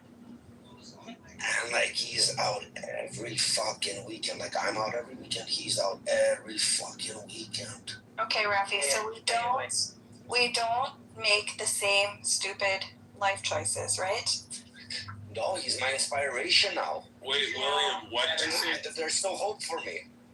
William, what did you say? There's still hope for me. I'm telling you, this is. William, why did you write Podio? Is that like the My Little Ponies? Because, you know, like My Little Ponies for adult men is like slang. They call themselves brownies. Where's Brett? They're chumos. I just had to explain to Brett like half an hour ago what Hakuna Matata meant. because he had no idea, never heard of it.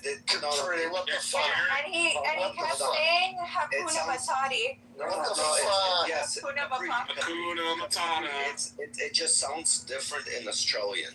He knows what it means. He just He's never seen the movie before. No, he watched the Australian version of Lion King. It was Kangaroo King, but like they made a little different noise. I didn't know what it meant. I had no idea. I kept saying to him, it means no worries. He's like, yeah, but what does it mean? I'm like, it means no worries. He's like, okay, I'll look it up. It's like Swahili or something. Darren, I have a question. Were you like Gundams, or were you the original Mighty Morphin Power Rangers in Japanese? Oh, I was the original. You didn't ask me, but I was the original Mighty Morphin. I did. I said, what was yours, Marshall? I said, I'm guessing yours was something in Mexico or southern Texas. No, Power Rangers, actually. Mighty Morphin Power Rangers. God, it was so amazing. Was there a Mexican Power Ranger? They were called Lucha Libre. I think the main character guy, the red one, was Italian or Latin or something. I don't know. I just remember them as a little kid. Like, I remember watching, Steve Urkel as a small kid. I'll tell you all an embarrassing story from my mother. I was probably 4 or 5, and Pan Am, the university down here, had a really good basketball program. And there are basically no black people here, and so there's a black guy that walked in front of me as a small child. And I pointed at the black guy, and I yelled at my mother, "Look, Mommy, it's Steve Urkel." And apparently that just, like, embarrassed the ever-living shit out of her. I mean, with a reason. Yeah, of course with a reason. Like, that's embarrassing. Okay, my If I brother... had a kid and the kid said that, I would be embarrassed, too. So I was living in Texas, okay, when I was younger, like 4 or 5 years old. And my brother in a Walmart walked up to this man who had a huge, he was a big guy, and went up to him, touched his stomach, and goes, and looks at my mom and goes, "Look, Mommy, he has a baby inside of him."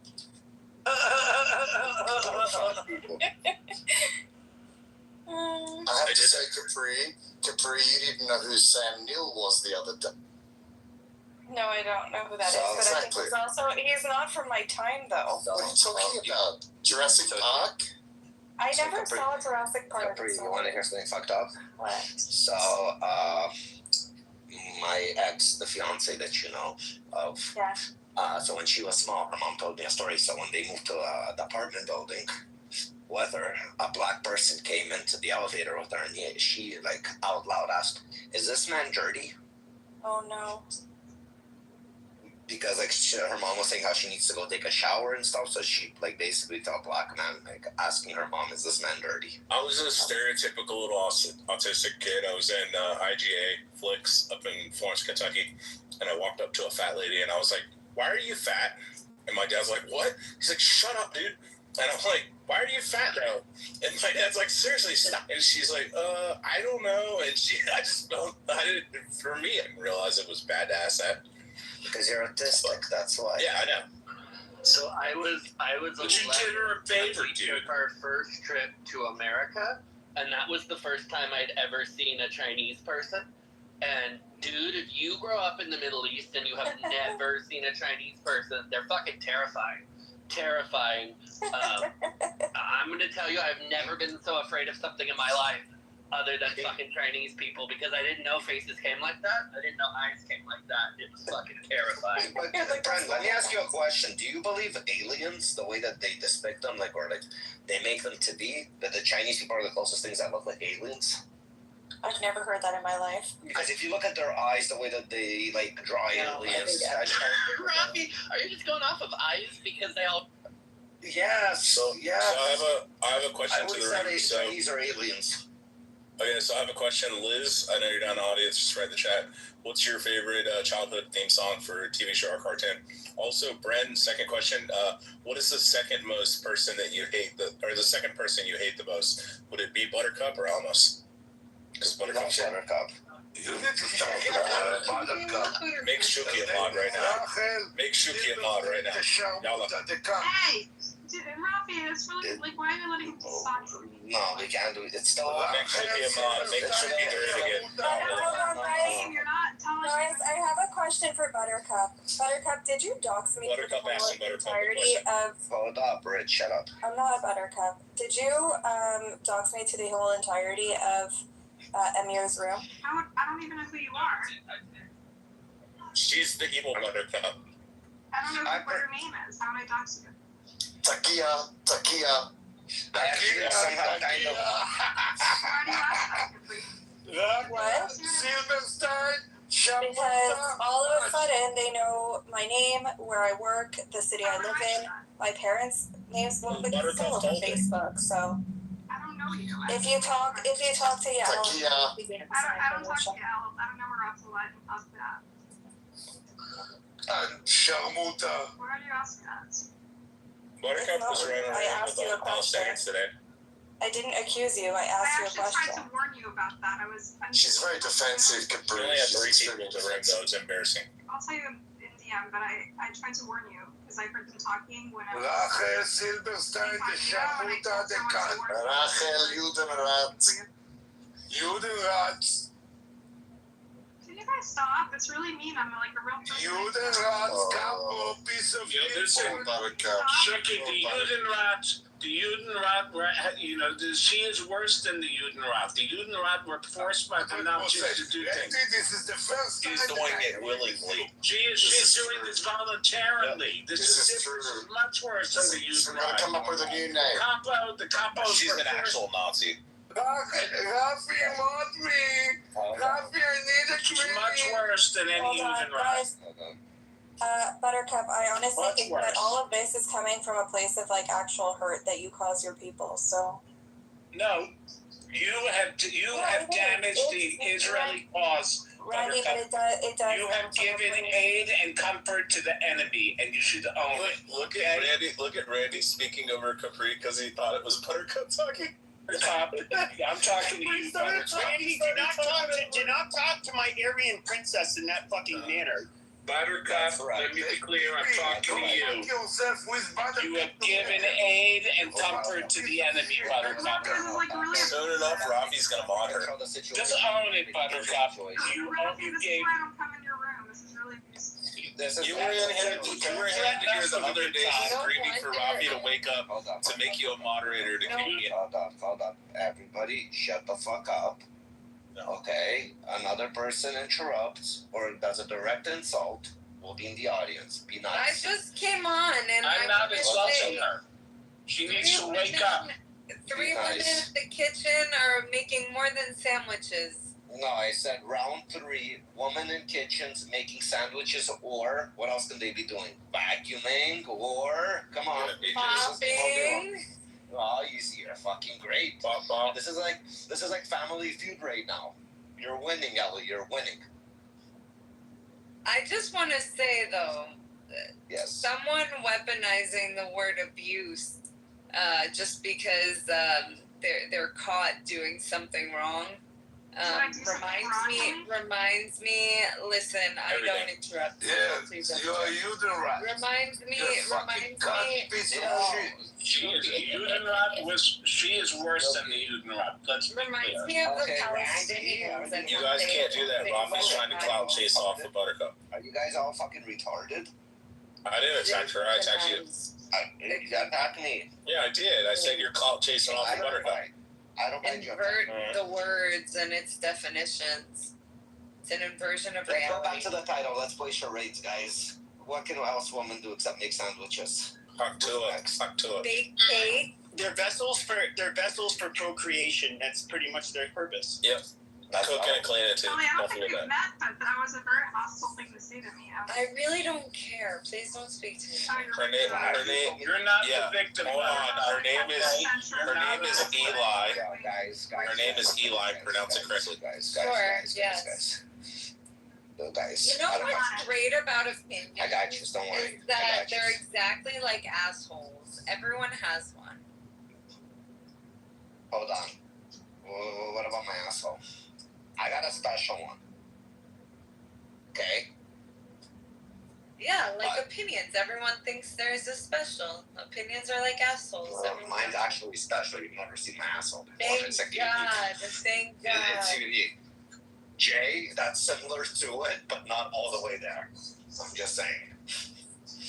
But, guys, can I know one thing? Why are the Jews still colonizing Israel?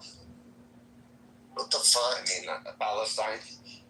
You can't colonize where you're indigenous. Sit on my cactus, Rafi. What about Palestine? I want to know why. Yeah, but he's just trying to trigger Buttercup to like get his room started. I know. She left. You guys are you offended Buttercup, Rafi. Rafi, you're mean to Buttercup. Rafi, don't be so mean to Buttercup, Rafi. Don't be so mean to Buttercup. Didn't mod her?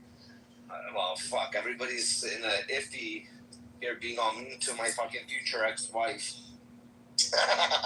She does seem like Don't the type. worry, there's She does seem like the type of woman I would have been married. I'm not gonna lie. I know. Me too. You're so mean to Buttercup, Rafi. We're all because she's pro-Islam. He's a sweetheart. No, she's just. There's something about her. Yeah, I know. There's something about her.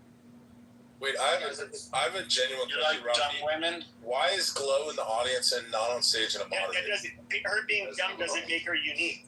Glow is So, I mean, what is it about her that you like? She's dumb and she No, thinks it's just that the feistiness. You can tell there's some passion there. It's like all of the recipes for something good and lots of bad. It's just that's just my opinion. Whoever did that. Yeah, make Glow look great again. Thank you. Whoever did and beat me, congratulations. I was being slow, but yeah, I was doing it. But you guys beat me. No, you weren't. Do it. Oh, is she gone already? What happened? Yeah, she ran away. Rafi offended her. No, Rafi threatened to kick everybody in the audience if we insulted her. No, it was Randy. Randy was going in on her. No, it was Randy. No, and Shuki and me. Correct. And I said, if a person insults my future ex-wife, will be in the audience. Shuki was being nice. Don't be so upset. Yo, where are my car keys? Yeah, you're offending Shuki, Rafi.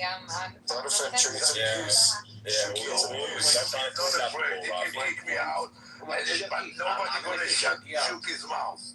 I just need to keep Shuki in control. But Brent, the funny part was Rafi said he would kick anybody, and then Shuki immediately comes off mic and starts cussing around. Me and Buttercup have a plan. You shot him up, That's your problem, not mine. It's me and Buttercup's plan. That's your problem, not mine. Sweet Buttercup. That's true, Shuki. Yeah, and I told you, she doesn't know who the fuck you are. Many times, Capri. Oh, she know. Bye, baby. Oh, she know. I'm telling you, she does. She's lying, Rafi. She's lying. I mean, does she actually dox people, though? I haven't heard her do that. I didn't hear her say things that are like... Again, I don't give a shit, whatever you Silverstein, the Sharmuta, the cunt. Again, she talks shy. She talks shy. But no, the person who doxed her is the one that already has her information. There's the lovely Buttercup. She's on the stage. Hail Buttercup. They don't believe Silverstein, the Sharmuta, the cunt. Shuki, stop it. They don't believe you're No, future ex-wife. I'm your what? You're gonna be my future ex-wife. You are the Sharmuta, the cunt, Rachel Silverstein. No, Buttercup's lovely. No, I'm not. Rafi, this is No, I'm not. No, I'm not. Sharmuta, cunt. Hold on, guys, hold on. Buttercup, honestly, I think people would stop if you actually stopped trying to antagonize them every single. Why are you doxing? Okay, I'm not. She's not antagonistic. She's crazy. No, she's a Hollywood yes, but she'll come in here, she gets modded, that's fine, and then she antagonizes the people. Yeah, she's the Jew. No, I know. Guys, you guys know she has like an opposing viewpoint compared to most of the group. Okay, but most people come onto these apps to have a conversation. Pepe, I was fucking talking, Pepe. Yeah, let Buttercup talk. Go ahead, Capri. You'll come in, you get a mod, okay, and then you're abusive with the mod power, and also, like... It was a joke. Rafi thought it was funny. No, but Buttercup, like, but you see, it enrages people here. People were laughing at it. But Buttercup, okay, so people were laughing about it so much that they're now all attacking you, and you're wondering why. I'm trying to.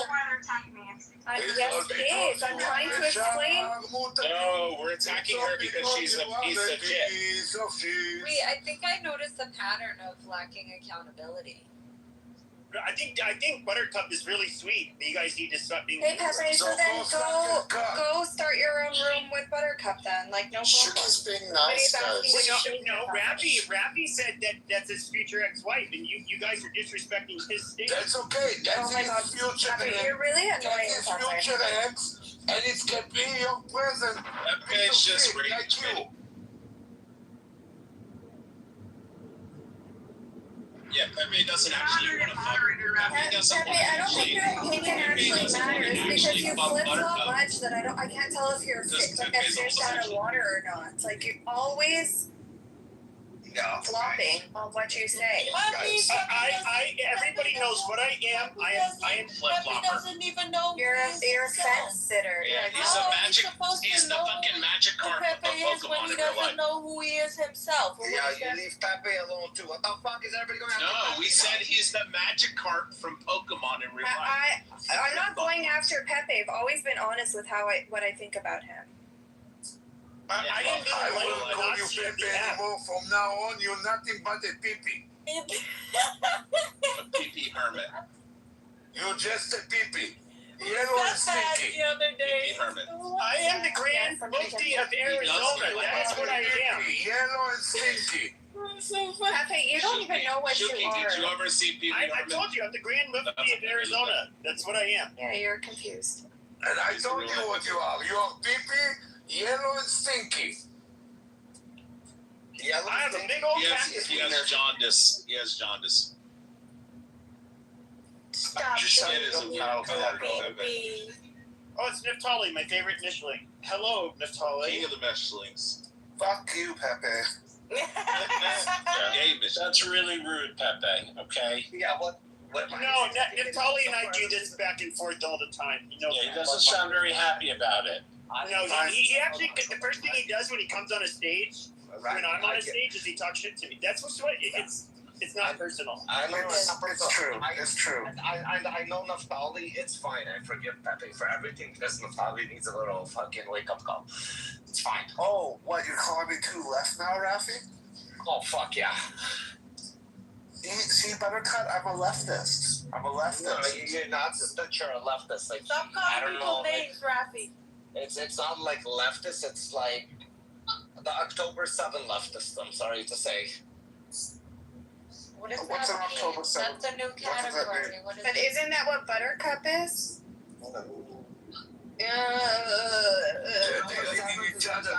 Are you choking on a dick right now? October 7th. October 7th, leftists in the same and I thought that they can help them, and they came and they fucking slaughtered them. Yeah, that would be Buttercup had she been there. Unfortunately. How do the people in the Kibbutz team are such good people? I mean, imagine you're like advocating for the Gazans, and then you offer yourself as a sacrifice. I did not say that. I said your grandparents that died would be rolling in their graves. That's what I said. I didn't say that they should have died. No, I didn't. I never said that because my grandparents, well, not my grandparents. You're telling me I should have died on October 7th. I didn't say that you should. I said you would have been one of those people advocating for the Palestinians, and you would have been the first one dead. That's what I said. I didn't say that you should die. So all this animosity. I don't give a fuck. But you are Stop twisting. I don't give a fuck also. Buttercup, you need to stop twisting people's words. Shuki, hold on, Shuki. Buttercup, you need to stop twisting my words to make yourself sound like a victim, honestly. Hold on. I don't know how we got back to Buttercup. But what's it called? Hold on, Buttercup, 1 second. Yeah, where was I going with this? October 7th victims, yes. And it wasn't directed towards you that you should have died, Buttercup. She meant like the way you speak I would have died. are the same I would have fucking. been slaughtered. Got it. Yes, because they had the same. They had the. No, but the. I didn't say I want you to die. I'm saying that you would have been one of those people who supports the Palestinians. Oh my God, no, I didn't, Buttercup. Honestly, We don't want nobody. It's manipulative, Hold on. It is. It's very manipulative. Hold on. We didn't want nobody to die on October 7th in general, even whatever their political views are. Don't get us wrong. But that was just a wake-up call. They did kill all of those. Yeah, but sometimes Jews. it's not enough for some people, you know? No, it was enough. At one point, everybody was united. Then now again, the division is starting. It's very weird. Like, people have fish brains. I noticed.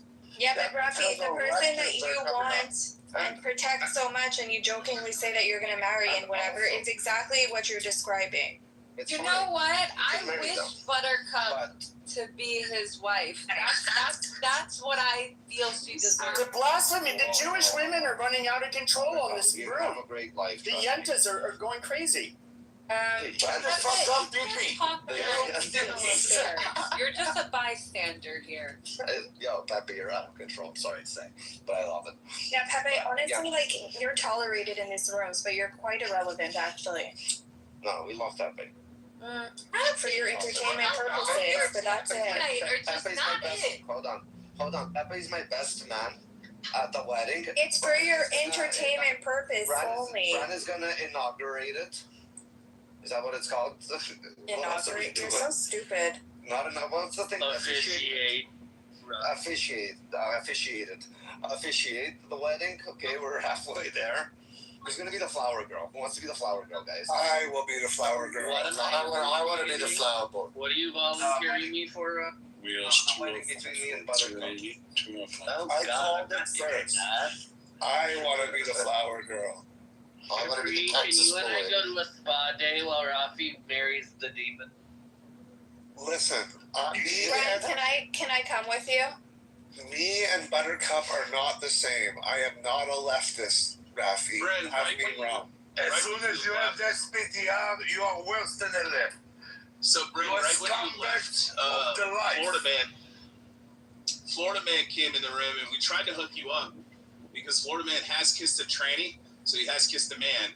Yeah. But I think he might be open to. Not hooking you up. He's a Jewish police officer, and I think he lives in Florida or Texas. He's not a police officer. He just got done doing jail time for like fucking 7 or 8 months. Yeah, but he was a cop for a while. Kelly Bennett is a great man, Shooky. What do I wear to a Dead Mouse concert? Oh, I like you that. see, you and a dead mouse.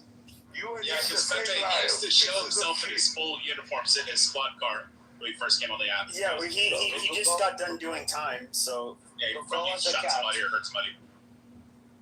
Or got hooked. Did I wear a Yeah, I've never been to a Dead Mouse concert, but I don't think the fans wear anything. Yeah, they wear mouse ears on their head. Really? No, they come dressed as cats trying to catch the mice.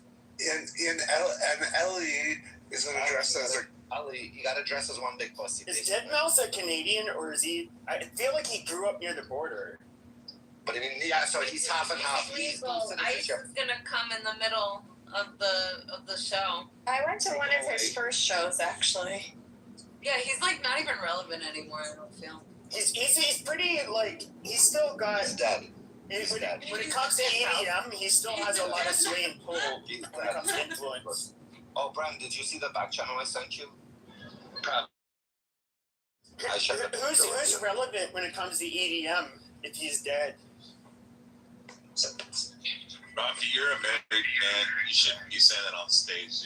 Dead Mouse was one of the last like headliners that would consistently, I mean, for years and years and years, but now today it's just a bunch of transient people that they hit the charts just a little bit and then they just we've been called never heard of again. Well, that's not really true. Yes, Shuki. Who's big? I'm curious. I said you. We have Rufus. that you might like. Okay, I'll check. Well, I've been listening to Fred again, but that's more like jungle. Yeah, but that's also old. Yeah, Fred again is very old. Yeah, and he's also kind of, I don't know how to put it, he pops in and out, but I would say Deadmau5 is definitely one of the last, like, consistent headliners that stayed relevant and had a big influence on other. I saw Tiesto a couple of years ago. Well, Tiesto's way older than him. So, like, yeah, Tiesto, I don't really know Armin what's relevant anymore. Like, I don't know. I don't follow. Who died again of an overdose? Oh, Avicii? Yeah, Avicii. Avicii, I thought he died like over a decade ago. Yeah, he did. We're talking I just about, forgot like, about it. we're talking about like the legends, I guess, right? Yeah. Well, it's kind of weird because it just like kind of today it seems like you get people that are relevant for a year or so maybe, and then they just kind of they're just replaced. Well, quickly. that's because everything is about trends and like TikTok and everything like fast. Like, what about Diplo? Diplo is always in. Diplo was just about to bring. He does that That's what I run. was just about to bring up is if you look up. So I remember listening to Future, you know, the rapper, like way fucking back when, and I was like, I wonder when his first album. It was like 2004. Dude's been rapping for like 22 years or something. Same thing with like Lil Wayne. It was like 1999 or 2000 or something. Yeah, but he went off on a big break, and now he's just made a comeback. Yeah, like Future, Lil Wayne, 2 Chainz, like all these guys they're still relevant today, but at the same time they're doing it for like 20 plus Yeah, years. hip hop is. I don't want to be mean, but it's sucked for a while now. Like literally the amount of musical talent. It's. They call it implied chords. They don't even use chords. They do all of this weird, stupid shit, and they went into the mumble rapping like, you know, well over a decade ago, and it's a bunch of fucking trash. Like and I know every generation will kind of emo rap. It's called what you call mumble rapping is emo rap. So I understood the lyrics too was probably like the Dre album when he came out with Still Dre. That was the last album. I understood lyrics. Now I don't understand one word they're saying. You know who started emo rap? Kid Cudi. Bro, it's like my nephew's like 18 or 9. Yeah, he's 18. And he's like, oh my God, bro, you know who Future is? And I'm like, he's been around 3 years before you like even fucking existed. Well, basically like hip hop music became more of like especially emergence of social media, it became more of a who can up who, like in terms of showmanship. Like I'm a gangster. Look at what I got. It's who can have like the most legit street cred. All of this stupid. But there's another genre is SoundCloud rapper. Yeah, but that's also like highly correlated with emo rap. And I'm not somebody who listens to any of this rap shit. But is there like a backpack? Is it called backpack rap? Is that something similar to? I mean, is that a term? So who? I might have made that one up. Probably. Who would you guys think is probably like the oldest, still relevant, like artist or rapper? Drake. Eminem. Run DMC. Well, Drake, how old is Drake? Is he like in his 30s? You think Snoop is still relevant? But Eminem is still rapping. Like culturally, and he's came out with a couple songs, but yeah, I think Drake was kind of like the downfall of rap. I saw him as a incredibly talentless person, at least in comparison to the people who came before him, but there was this huge industry push for him. And he was Jimmy in a wheelchair. Because he's half Jewish. Do you hear me, guys? Because I think Eminem still raps, and he just came out with some new stuff. Yeah, he's a geezer. He needs to put his cane down. No. Yeah, but you asked a question about who's still like the. I don't think. What about Dre? There is. I don't know if Dre's still coming out with stuff. There is like bowing out gracefully, like Madonna. She's actually doing okay on the charts, but it's like, okay, look, bitch. What do you mean? She looks like an old lady. Yeah, she does. But she did just have a few EDM releases that actually started to do pretty well recently within the last month. Now, in the 80s, she was all the rage. She was young, attractive. She could move well because, you know, that's what happens when you're in your 20s and 30s. Now she's this old woman trying to contort her body in ways like she used to, but she's a grandma, you know, and it's kind of fucking embarrassing. Like it's. Yeah, but you know what? It's nostalgic for the people that used to listen to her, like when she was. It's like the Backstreet Boys, like they move like they all have back problems and arthritis, but it is nostalgic, and I enjoy going to see them. They're 20 years younger than Madonna. Yeah, Just I to know. give you some perspective. Madonna's like 68, right? Yeah, Madonna's too old to be doing this shit. Like even Cher, she had a run up until what, her late 50s or 60s back. Yeah, I believe was in her 90s. Yeah. And you know, I'll say this, at least she had. This is before she aged more gracefully though than Madonna. Yeah, she's also got like way darker skins, which usually means they're less prone to wrinkles. But I would say that she's somebody though that also had like Madonna as well. She had natural talent when it comes to being able to sing. I'm not saying like they're great vocalists, but you know they definitely have the talent. Performer. Yeah, oh, absolutely. It's everything. I mean, Madonna ended up being everything, including an actress. Not a great one, but she did do movies. But she could sing. Okay, she was a better vocalist than most people could be. But does that make her amongst one of the like standout great vocalists? No. Like, could she be Celine Dion? No, not none whatsoever. We're not going to compare the two. But what I would say that the standard is, if you can headline the Super Bowl, then you're a superstar. And she could have either she did or she could headline the Super Bowl, in my opinion. I don't think Celine could headline the Super Bowl.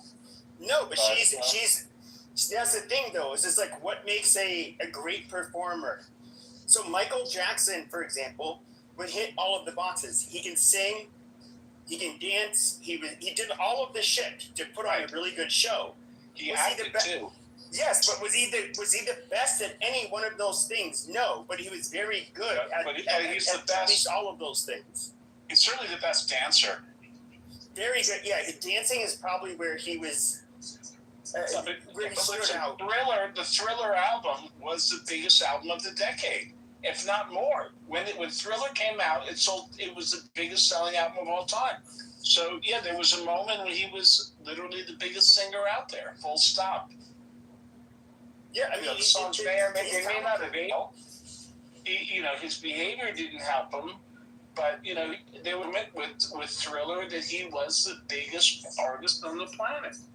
But the problem with music though is it's all gone to shit for a number of reasons. But that doesn't take away from Thriller. No.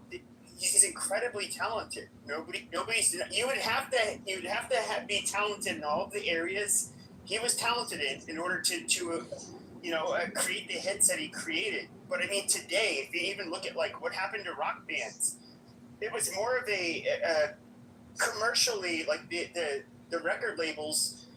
First of all, bands are notoriously difficult to fucking manage.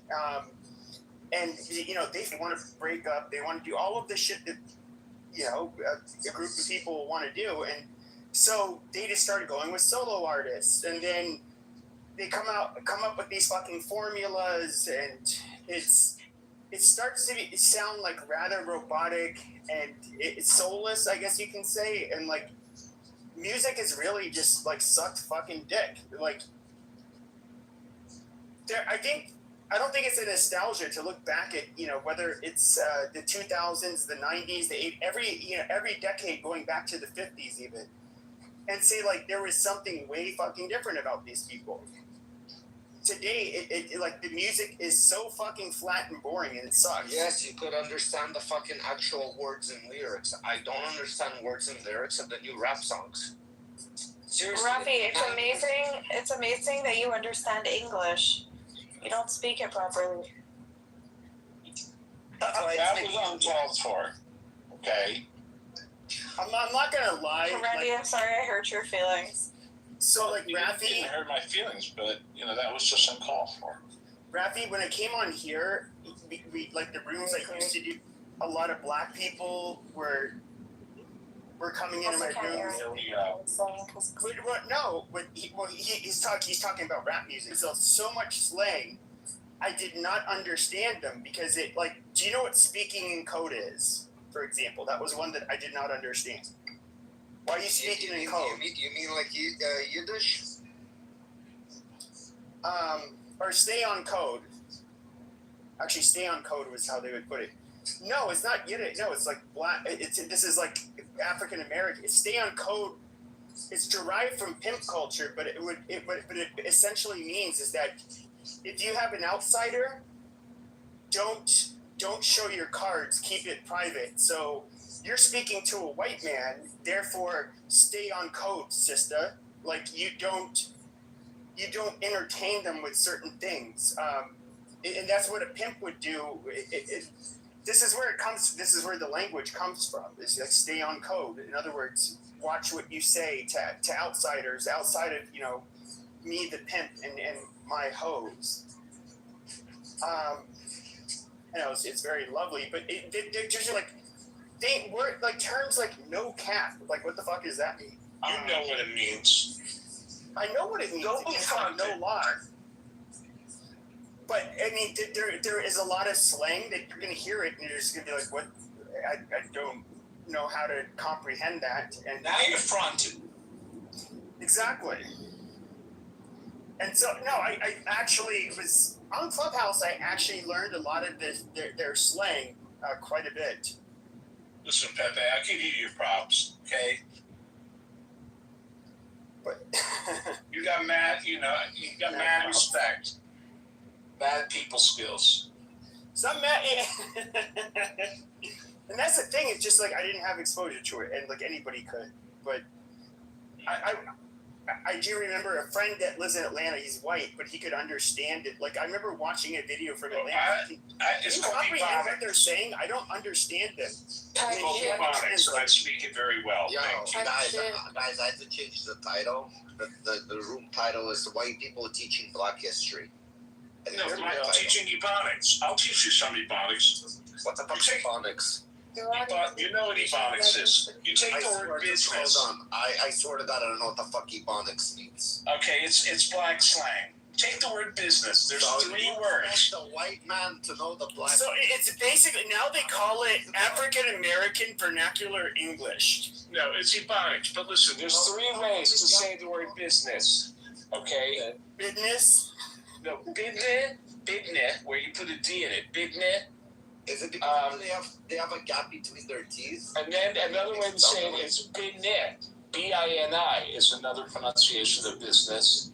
Listen to bidnet and bidnet. Do you know what bussin' means? I'm going to be bussin' on that fool. Like in other words, or like it's bussin'. You better bust a move. You're taking no, bus. it's not bust a move. No. So when you say bussin', so I'm going to be. This goes back to the 90s. I think it replaces like it's fire or like. You mean like busting? No, bussin'. Bussin' was used though even in the 90s. Somebody gave me a thumbs down, so maybe they. So okay, like in the 90s, it would mean it like this is something that would be said like even here in Phoenix. You're like, I'm gonna be bussin' on that fool. I'm using more 90s slang.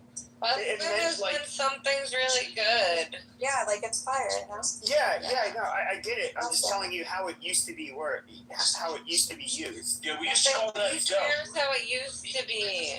That's dope. It's fly. It's dope fly. Fly. The fly is like 1990. Yeah, that's really 90s. All right. Fresh. 1990.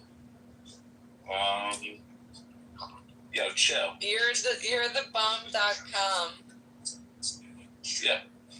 I have to change the. All right. What about Ebonics for money? Like, what do you understand? Papers. What else? Cha-ching. They're just making noises now. They're not even using words. They're making noises. Cha-ching. It's truly stuff. But I don't know. That's old already. Coin. Do they use coin? What about bands? Band for band. Band. It's like is that a band a stack? How about, okay, you know, good one. This must be so funny. Type shit. We're so white. How about for women? Like, what are some terms for women? Like, well, obviously, bitch never goes out of style, but also shorty.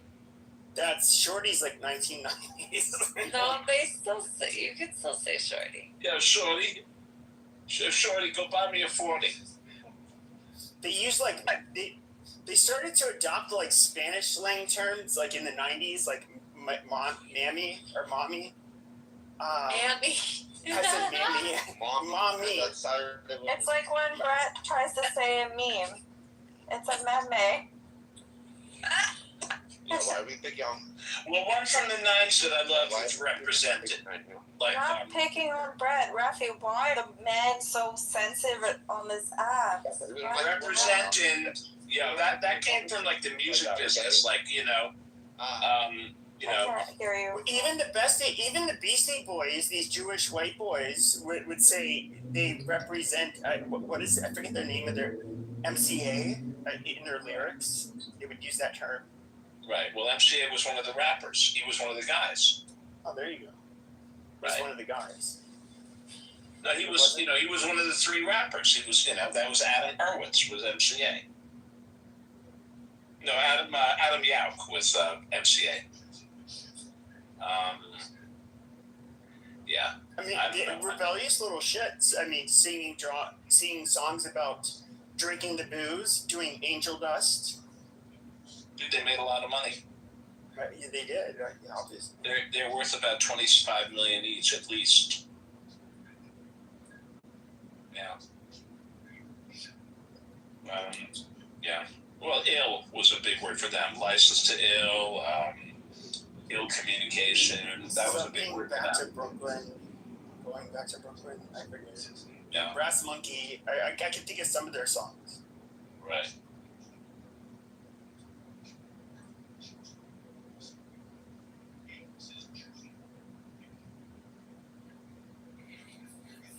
You know what's funny though is if you want to get a room, because look, there's a small schism on this app that is Jewish, and then you have the Persians, which have kind of like come into the same spaces as us. Iranians. I say Persians. I don't We're fucking not tell me how to speak Persians. English. It's dumb. Yeah, I don't care. You know, it's another one. I don't fuck with that. Like, you know, I don't fuck with Persians. I don't fuck with that. That's cool. I don't fuck with that. I don't be down with that. No, but that was fuck with. I ain't fucking with that, man. But I would say so. But you want some of that Persian shit? Mm-hmm. That shit. On the English-speaking side of the app, though, the black versus non-black, or the black versus white stuff is way more. What about Cap? Yeah, Cap is big. Listen, the biggest change in Ebonics from when I was a kid is the use of the N-word. I mean, when I was a kid, nobody used the N-word. Today, it's. I mean, if you're black and you don't use the N-word, are you really black? Because it's like it seems to be required to use it. In the 90s, it was weird because you had like the hood rats that would use it, but then you had. I guess you could say more well-behaved black kids did not use it. Are you talking about the soft A or the soft R? The soft A. The soft A, got it. Did you miss me? I'm back. We did miss you. We missed you. We're doing Ebonics right now. No, I'm. Yeah, but I don't think that these are Ebonics. Like, I think it's just younger generation that uses. No, it's not. It's actually. Remind the females why they have moths. What? What are you doing? It's to control you, Rafi. No, it's not. It's not. It's a much more primal instinct. You guys have curves. That's about it. It's the tits, okay? Exactly. There you go. I love you all. You're the best. Yeah. I'm gonna give you hearts. Hold on. But if you look at send you some kisses too. Hold on. Do we have kisses here? We have no kisses to send though. We're gonna send her some fire. We're gonna keep her nice and warm. But if you look at Ebonics, so like the Scots-Irish had, for example, a lot of words. Like you can look at ask, and some black people will say ax. Yeah. And that actually came from the Scots-Irish. So basically, these were like people from the hills, that they were herders. They were kind of problematic and somewhat violent and had their own issues. But they came from the modern day UK, and they were pushed by the WASPs basically out into Appalachia for a reason. They thought they were, inferior trash. They were for lack of a better word. They were Scottish people before their education revolution or whatever. Yeah, well, the Scots-Irish, so like the Ulster Scots, they were a little bit different, but they would use a type of English vernacular that, in all reality, that is where Black people got it from. And so a lot of for example, the ain't, I don't do nothing, like that kind of shit that we consider... You double negative. Yes, that does come from the Ulster Scots, and that is something that did... There's a reason why, there's a slight twist on the accents, but if you were to look at like redneck, or I should say hillbillies, versus what we would consider people speaking Ebonics, it's rather very similar grammatically. This exact same errors, the exact same usage of words. Of course, it's evolved since a few hundred years ago, but yeah, it was kind of taught to them. So I don't. I'm just trying to be fair here. Cap. All cap. Did you hear what Trump said today? What do you say? To get real bad. What? So Trump, where is it? New U.S. strikes hammer Iran military sites after Trump warns it's about to get really bad, in quotes. So yeah. I mean, they were like hitting them for like 7 hours straight, apparently.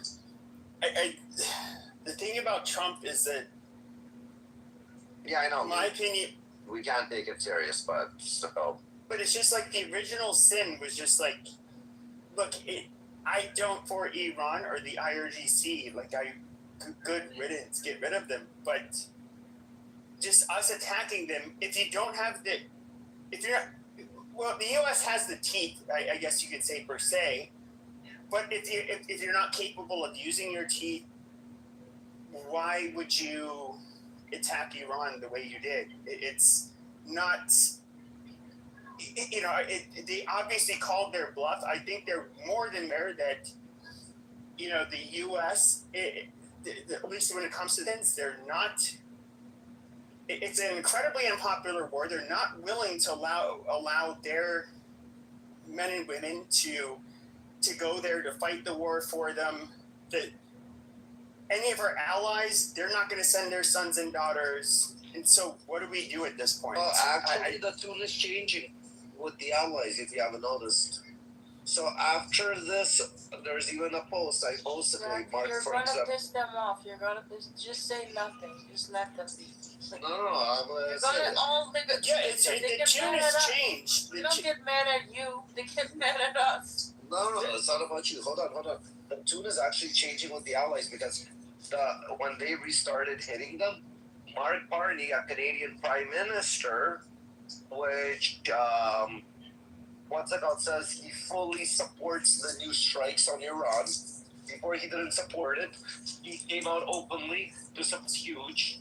That now, somebody that was always against it, they would say, "Oh, all your partners are against us." No, he supports it. And the UK this week has fully designated the IRGC as a terrorist organization. So now it's happening in Europe as well. Who cares what the Canadian Prime Minister thinks? It's not that. It's the support of the people. When people are gonna see that, okay, again, people are getting Carney's a fucking joke. He's a clown. I agree with you. Again, a clown like him told the American people like Pepe, oh, the partners aren't with you, this, that, you guys are on your own, you guys have no more allies because of this shit. They fell for it. He's shit talking Israel every single day for doing the exact same but shit. he follows the news, right? The shit talk Israel, he follows the news.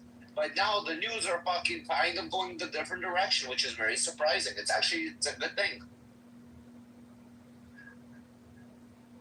Because they're slowly going to re-indoctrinate the support should be there. Now the Europeans are supporting. Now the Canadians are can't say nobody supports this war. And Americans are going to look stupid. Well, I would say this.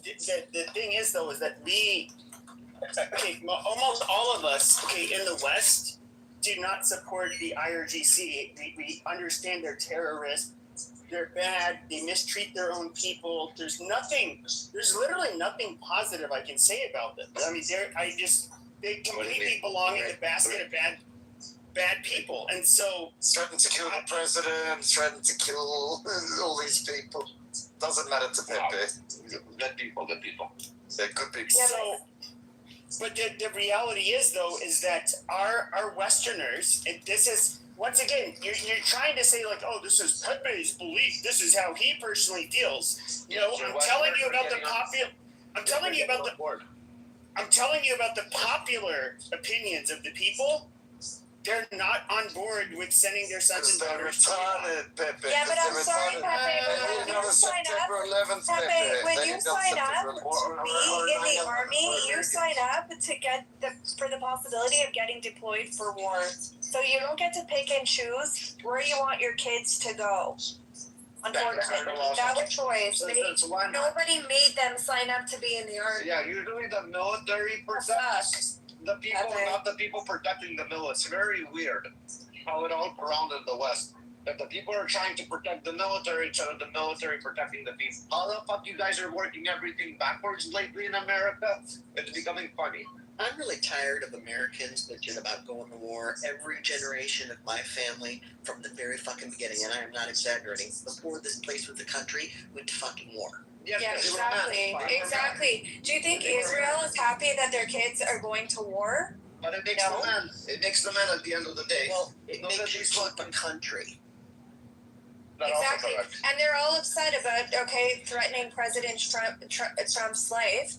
Okay, but like nobody looks at like all of the lives that were lost and taken on October 7th. Forget about October 7th. So it's okay. Hold on, it's okay to start a war because of a threat on somebody's life. When actually lives were taken, you shouldn't start a war for it. First of all, you're wrong. Because I don't. If I'm not a Jew and I'm not connected to Israel, I shouldn't give a fuck about October 7th. Exactly. Correct.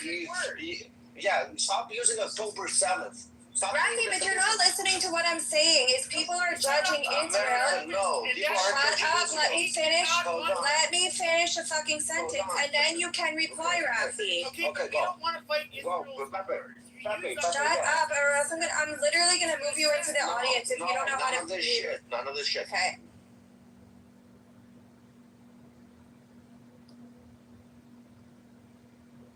I'm gonna finish a sentence and then you come can on, Rafi. I never move mods. You literally don't know how to shut up and let somebody finish a sentence before you jump on them. I understand, but you never fucking move another mod into the audience. Anyways, finish up. Whatever. No, finish up. But I'm sorry to say. No, Rafi, let me finish my sentence before you jump to conclusions and you make it all about you and October 7th. What I'm saying is that it's okay for the U.S. to engage in war because they're upset about the threat that was made on Trump's life. Meanwhile, they're judging us at the same time for starting a war in Gaza because our citizens were murdered. There's a difference between a threat and actually action. But hold on, that's a war between Israel and Gaza.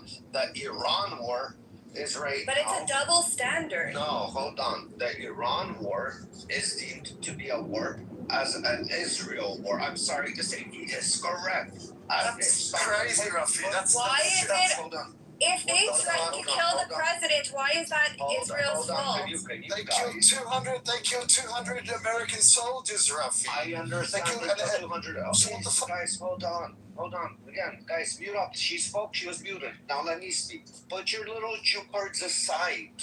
Forget that you're a Jew. I'm just drawing a parallel of a double standard. I understand. They can double standard with 9/11. That it's the same ideology of Islam that wants the West destroyed. That's all you need to say.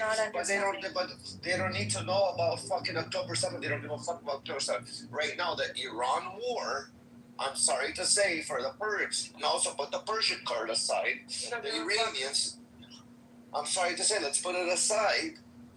In their eyes, Iran was never really a threat directly. It might have been a direct threat to its phone. It might have been a threat to its proxies, like Israel, that they paid with this fast. Well, You're actually crazy.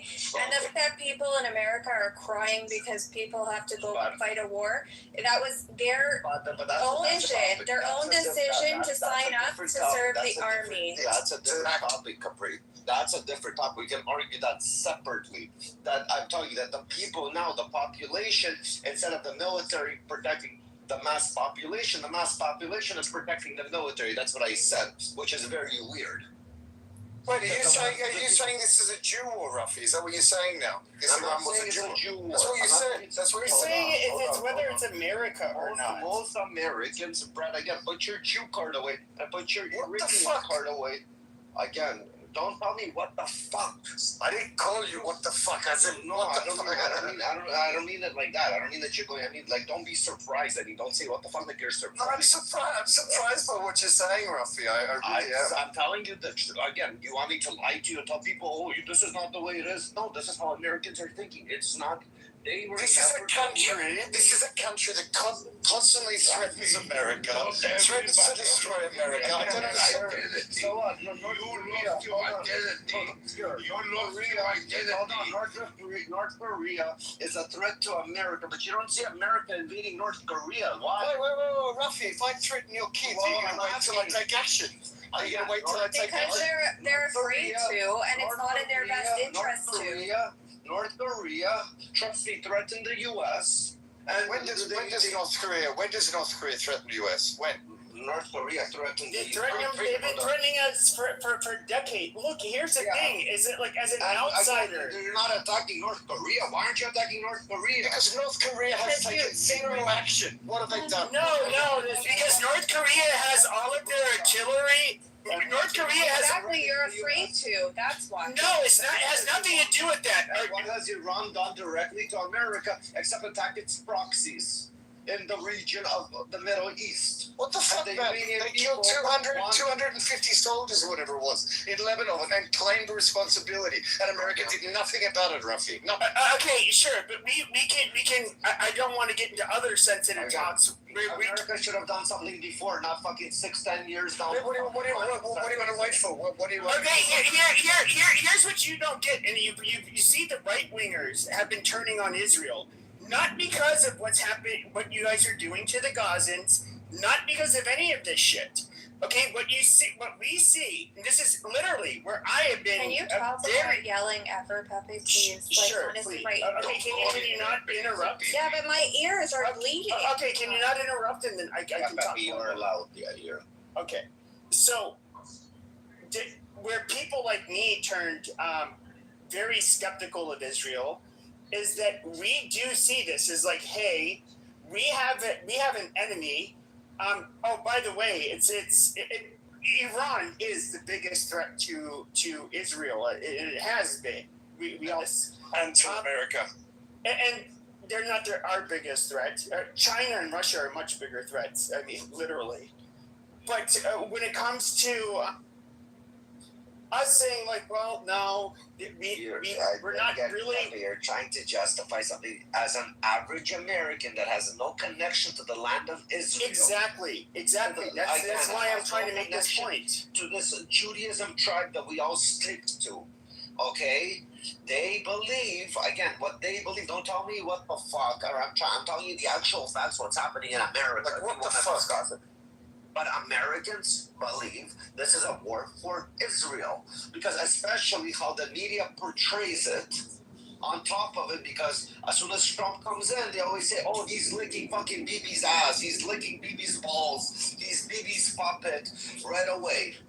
And you know it's true, and Americans are eating this, sadly to say. You're not going to change people's minds on Clubhouse to think otherwise because you're sitting here with fucking 6, 7 fucking Jews who say, no, it's a war for everybody. They don't see it, it's a war for them. Yeah, but Rocky, maybe you don't see it the same way. American citizens, you don't see it the same way as us because you didn't grow up with a connection to Judaism and Israel.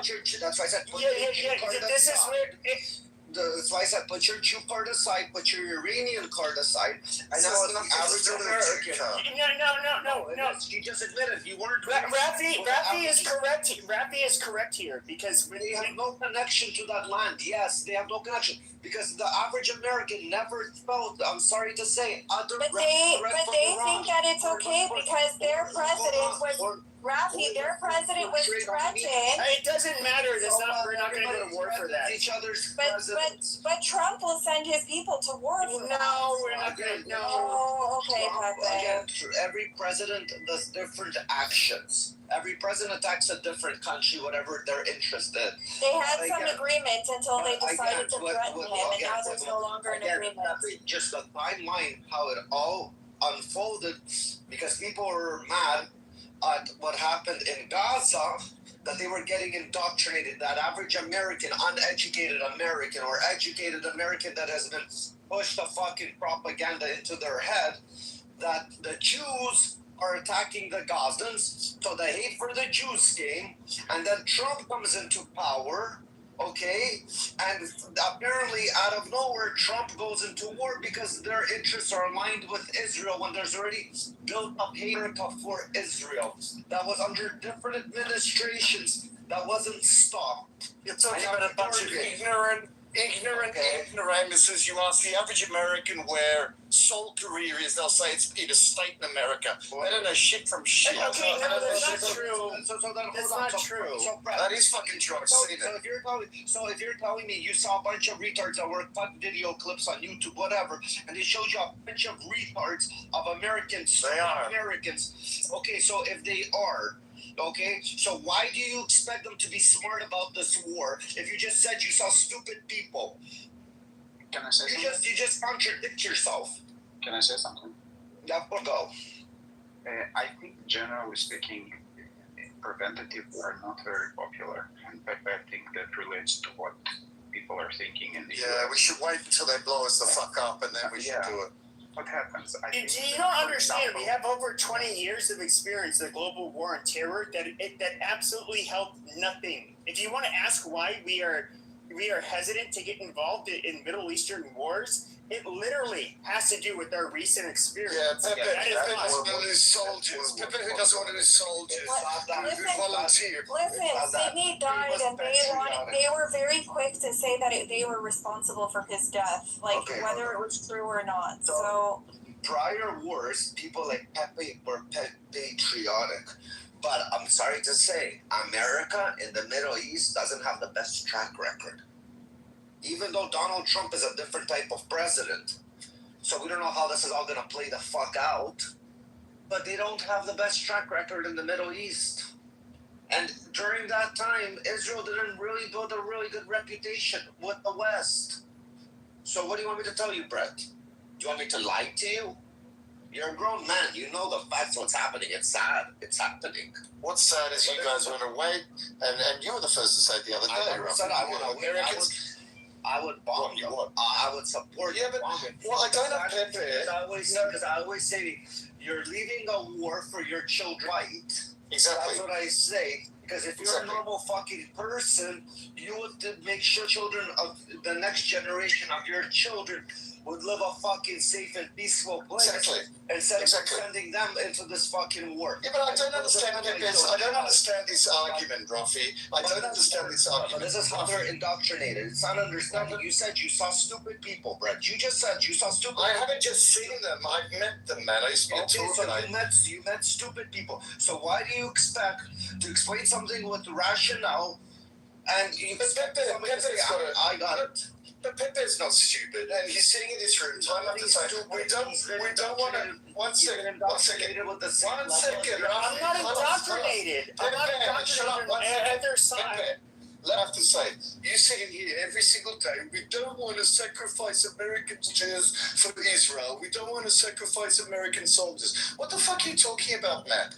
What do you expect them to do? Sit on their bases every day getting paid their forge to do nothing? They join because they want to fight for righteous causes. So this is a righteous cause, Pepe. A country that wants to annihilate you.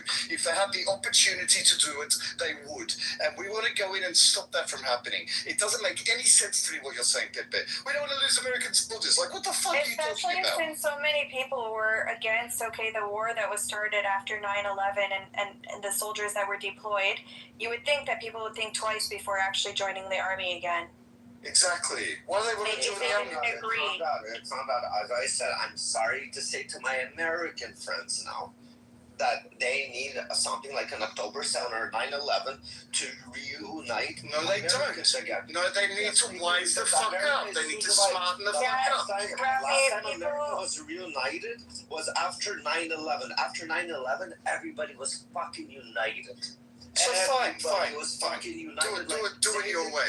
Same thing what happened with October 7th. Look how fucking divided we were after October 7th. We weren't more united. So instead of having a never again mindset, people are going to have a mindset of like, oh, let's have a reminder. That's what I said. People forget. I just said people let's get reminded again. Yeah, do your way. Do your way, Rafi. Thousands of people died. It's not do it my way. This is the only way in order to take action. No, but Pepe's arguing for your way, Rafi. But Brett, so hold on. There's a saying: learn from other people's mistakes, or you can learn from your own mistakes. They will only learn from their own mistake. I'm sorry to say, but that's how it is right now. Okay, so Pepe doesn't want to sacrifice. Pepe doesn't want to sacrifice soldiers. He's happy to sacrifice. He's gonna want to sacrifice soldiers when something happens to him. That's why he's gonna want to sacrifice soldiers. Absolutely retarded. No offense, Pepe. Absolutely fucking retarded, and you haven't learned anything from history. And it's not no offense. It is all the offense. Well, the problem is though is that we are not going to fight for the state of Israel. Like that's. Oh my God, man! The security of your country is up to you guys, not us. Stay on your computer on Clubhouse very comfortably. Nobody's asking you to go fight any wars. You're asking for Americans to do it. That's what you're doing. And intelligent, Pepe, but honestly, you're an ignoramus, man. Absolute ignoramus. I just want to say something to Mari, please. Mary June, do not engage with Americans or Westerners ever again about this. The reason I'm saying this is because the ignorance and the arrogance that they are untouchable will get them in the end. And I am done with them. Let them face the ignorance and arrogance consequences. Don't say Westerners glow. I'm one of them.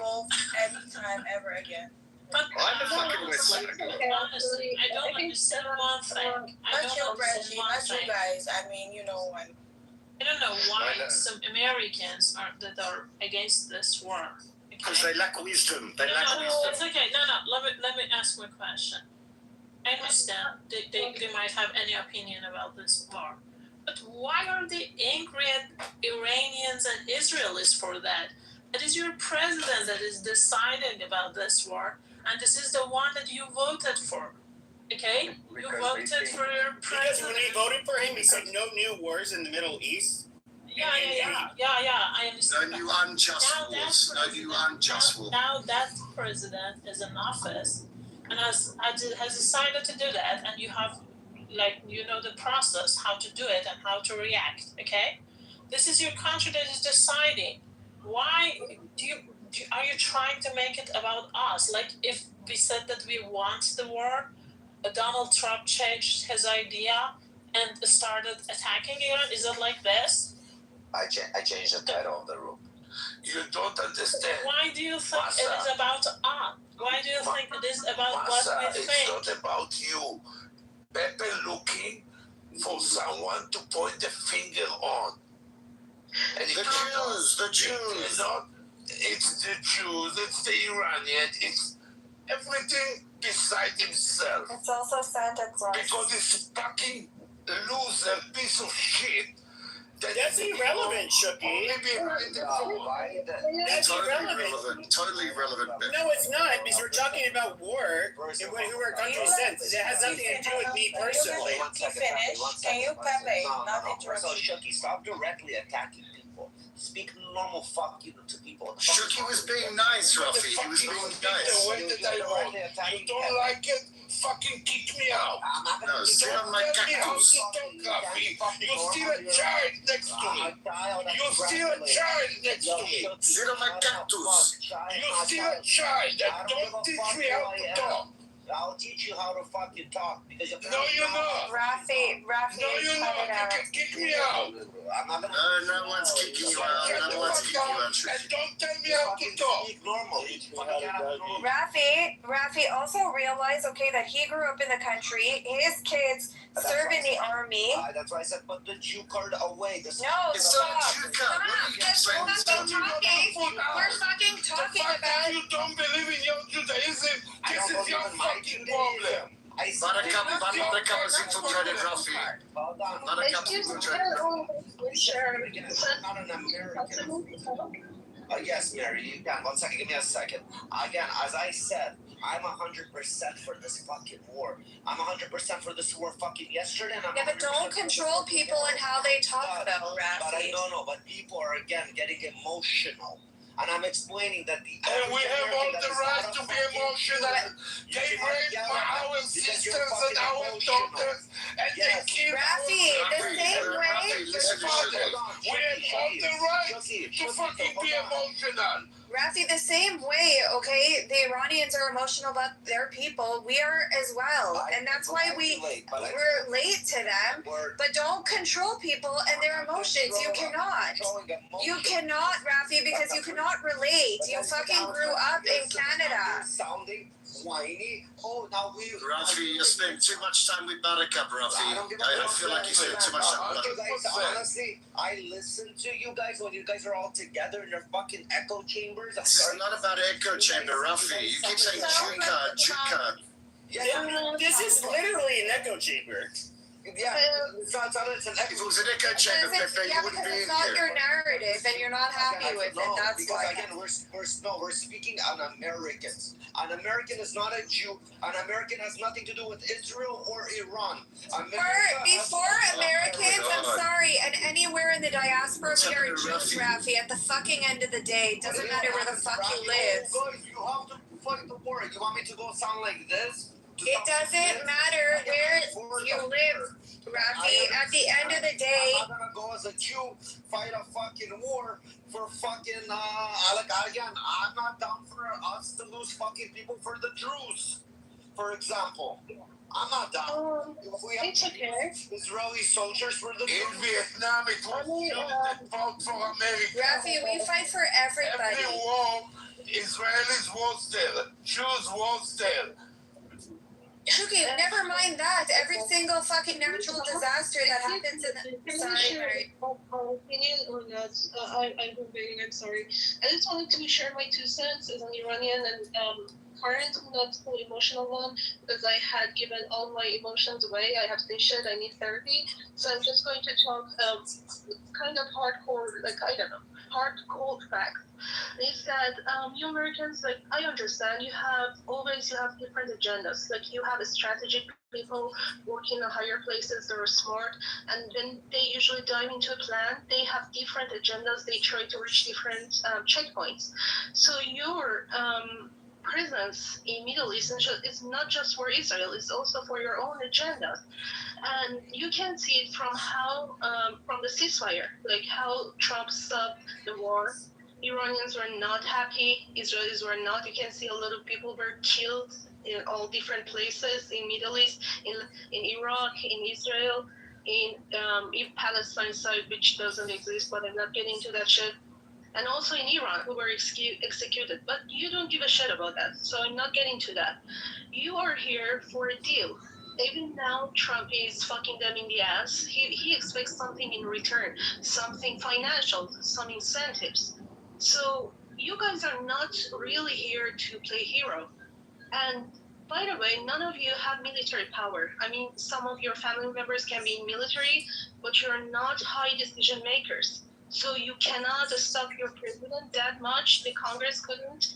And Trump made sure of that, which was very smart of him. They have no saying in the ceasefire or in the war, and it was a very smart move from Trump's side. They were. Yeah, neither do you. You don't have any power. Yeah, but play like you're here for being, like, I don't know, for a reason of being a hero. You're here to, like Ukraine, you got half of the mining rights, so I guess you expect something in return. Yeah. Yeah, kind of. That's what I meant, Mary. If America is involved in this war, it's because Donald Trump believes that it's for America's benefit. He sees a okay? benefit in it. Yeah, he sees there is some benefits for America. So if it's true, if it's false, it's Donald Trump's decision, which is your president. So if you're mad, you should be mad at Donald Trump. If you disagree, you should disagree with Donald Trump. Yeah, it has nothing to do with us. I agree with you, but when you... Guys, stop. Everybody stop. Who removed KK just now? It was me. Why did you remove KK? You could remove me as well. Why did you remove her? Because she's retarded. What is she retarded of? What is KK retarded of? Like, what did she do retarded? Seriously, like, what the fuck? Okay, you could remove me, Rafi. You're honestly, you like literally just lost your mind on it. You lost your mind. Just talk about it back channel, guys. Talk about it behind the scenes. What did she do? Is it KK that's Asian? KK, yeah. KK with the big boobs. That's the one that Rafi. She literally lost her fucking nerve of you, bitch. She literally lost her fucking husband in war. She's a goddamn Gold Star widow. Okay, I didn't know Pepe. Okay, no, but just the amount of disrespect is a fucking mod. Holy shit. Like, this is what I mean. This isn't advocating that you're trying to silence people, guys. This is the Pepe, I didn't fucking know. You don't mind if I answer from a Trump voter's position? Go for it, Joe. It's all you. Thank you for having me on your stage. I don't come on many other stages than the president's room. Look, I mean, realistically, voters voted for Trump because of a strong domesticity that would benefit us, the voters that have lived and advocated for Donald all these years. Yes, we prioritize the things in our life more than the world. It is what it is. I mean, you can't blame us for it, right? We just happen to be in this country, and we advocated for Trump for many, many, many, many years. Many of us go back to 2016. We've had to have a lot of fallout between our family, and I realize y'all go through a lot of struggles too.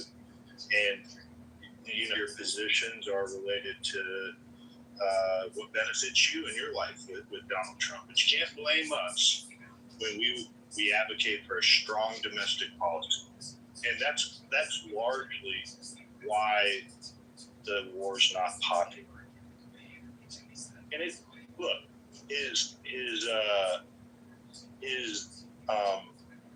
approval isn't in at the bottom or anything like that. It's just kind of mediocre. No, it's not. It's like around 40%. That's pretty mediocre for Republican presidents. And it's not hard to get to 40%. That's kind of the base, all right? So he hasn't lost the base yet. What he did lose was he lost crossover voters. He lost a lot of Hispanic voters. And a lot of that stuff has to do with domestic policy. It doesn't even have to, with the Iran war. The Epstein flub with the rollout and the messaging, that was a big flub. So all these things added up together. It's not, the Iran war is definitely not at the top of our agenda, but keep in mind how they sold this to us from an American voter's perspective. Look, in and out in 2 weeks.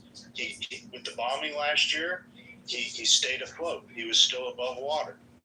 But once this has dragged on, you hear the complaints. How many times does he have to say the war's over? But I get it. I'm realistic with it, and I'm a politico. And look, I poll red no matter what. I'm going to support Donald Trump. It takes a lot more than this for me to give up on him. Even though I'm a dove, I don't want wars. Right?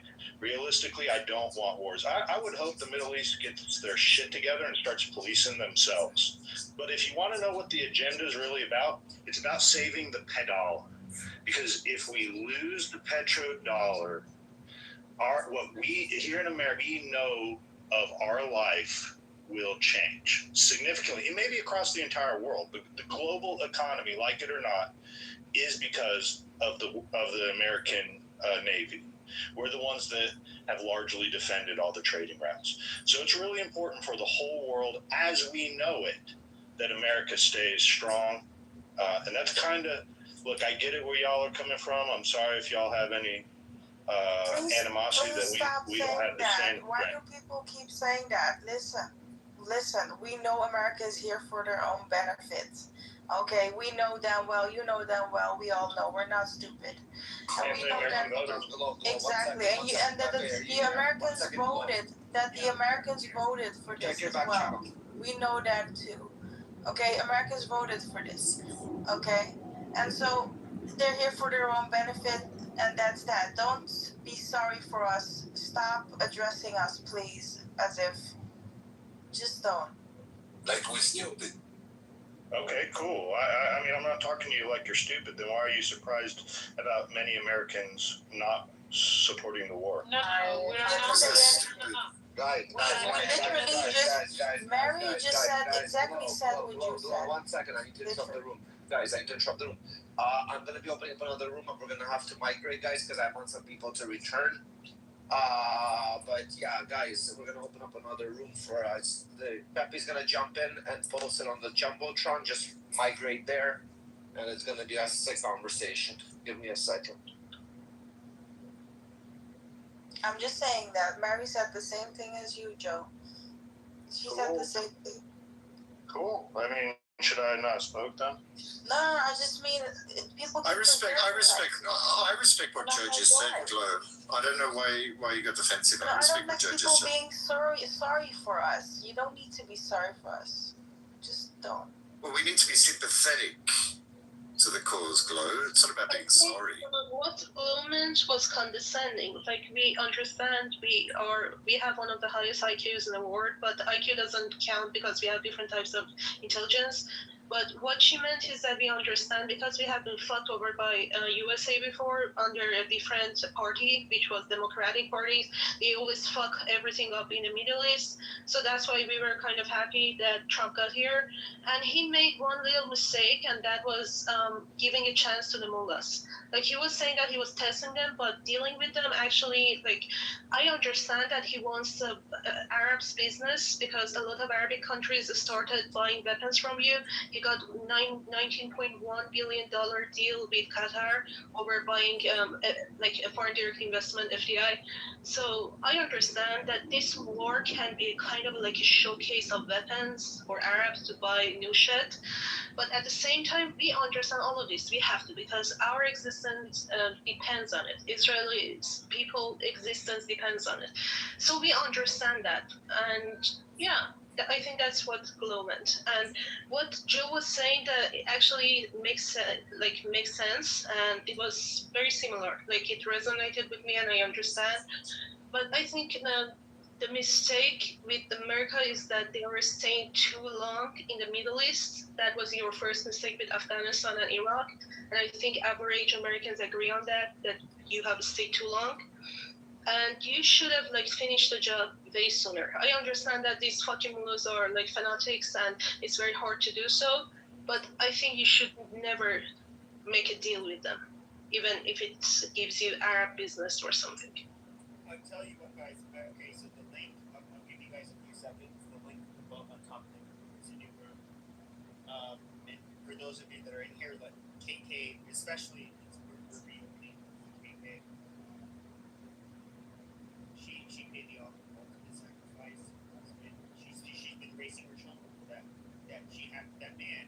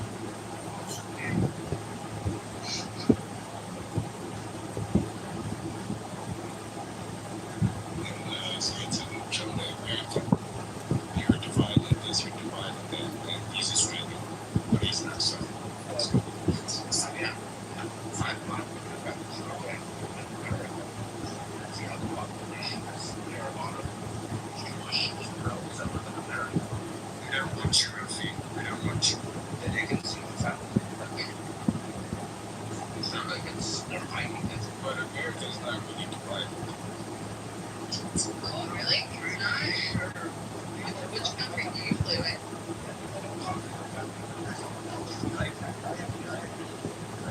He's trolling. It's a trolling comment. I'm not trolling, to be honest. It's not America's not divided. America's not divided. It has always been. It's the democracy that they have that allows different parties.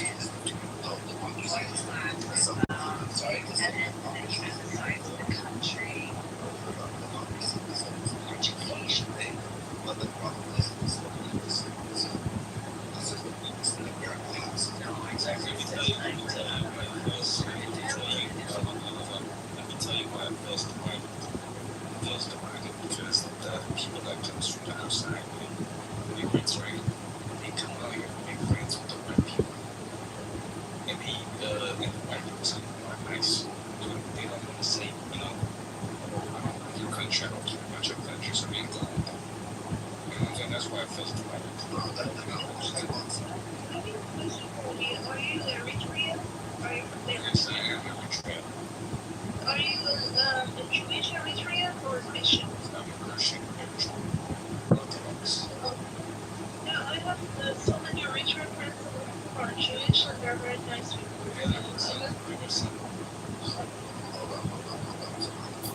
It doesn't matter that there's people that are coming into your country and your neighbor is racist, like this and that, and that's not that. But Americans are divided on politics. Their country should be ran. Americans are willing to, sorry to say, cut their fucking face.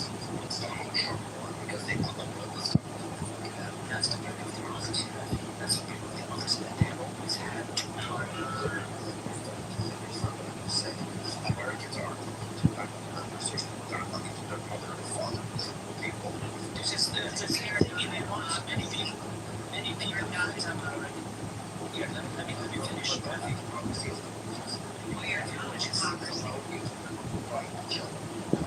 What you say, people don't talk to each other. This is the same thing that happens in your families. For example, half of the family are with the regime, half are not with the regime.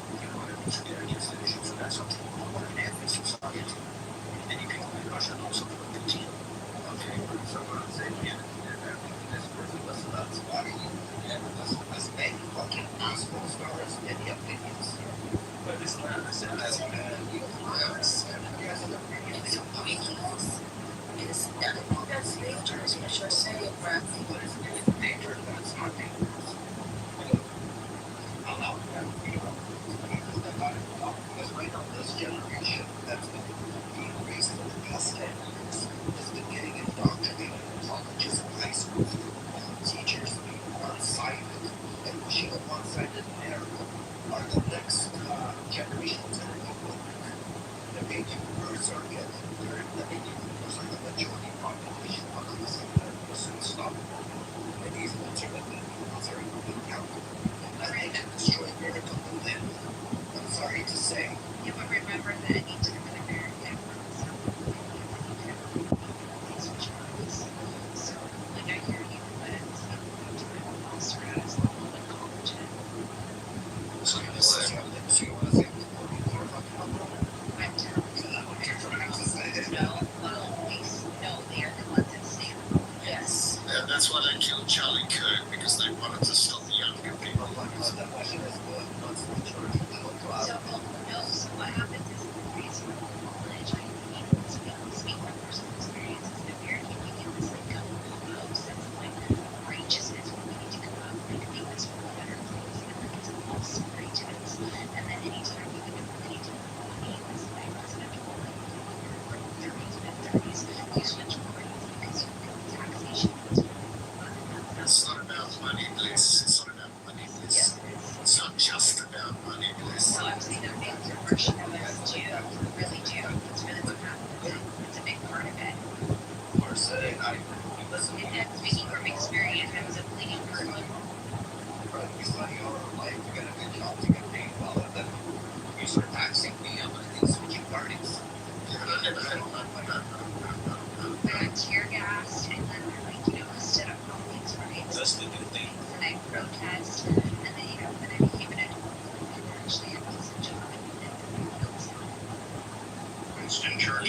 saying that goes, if you're young and conservative, you have no heart. If you're old and liberal, you have no brain.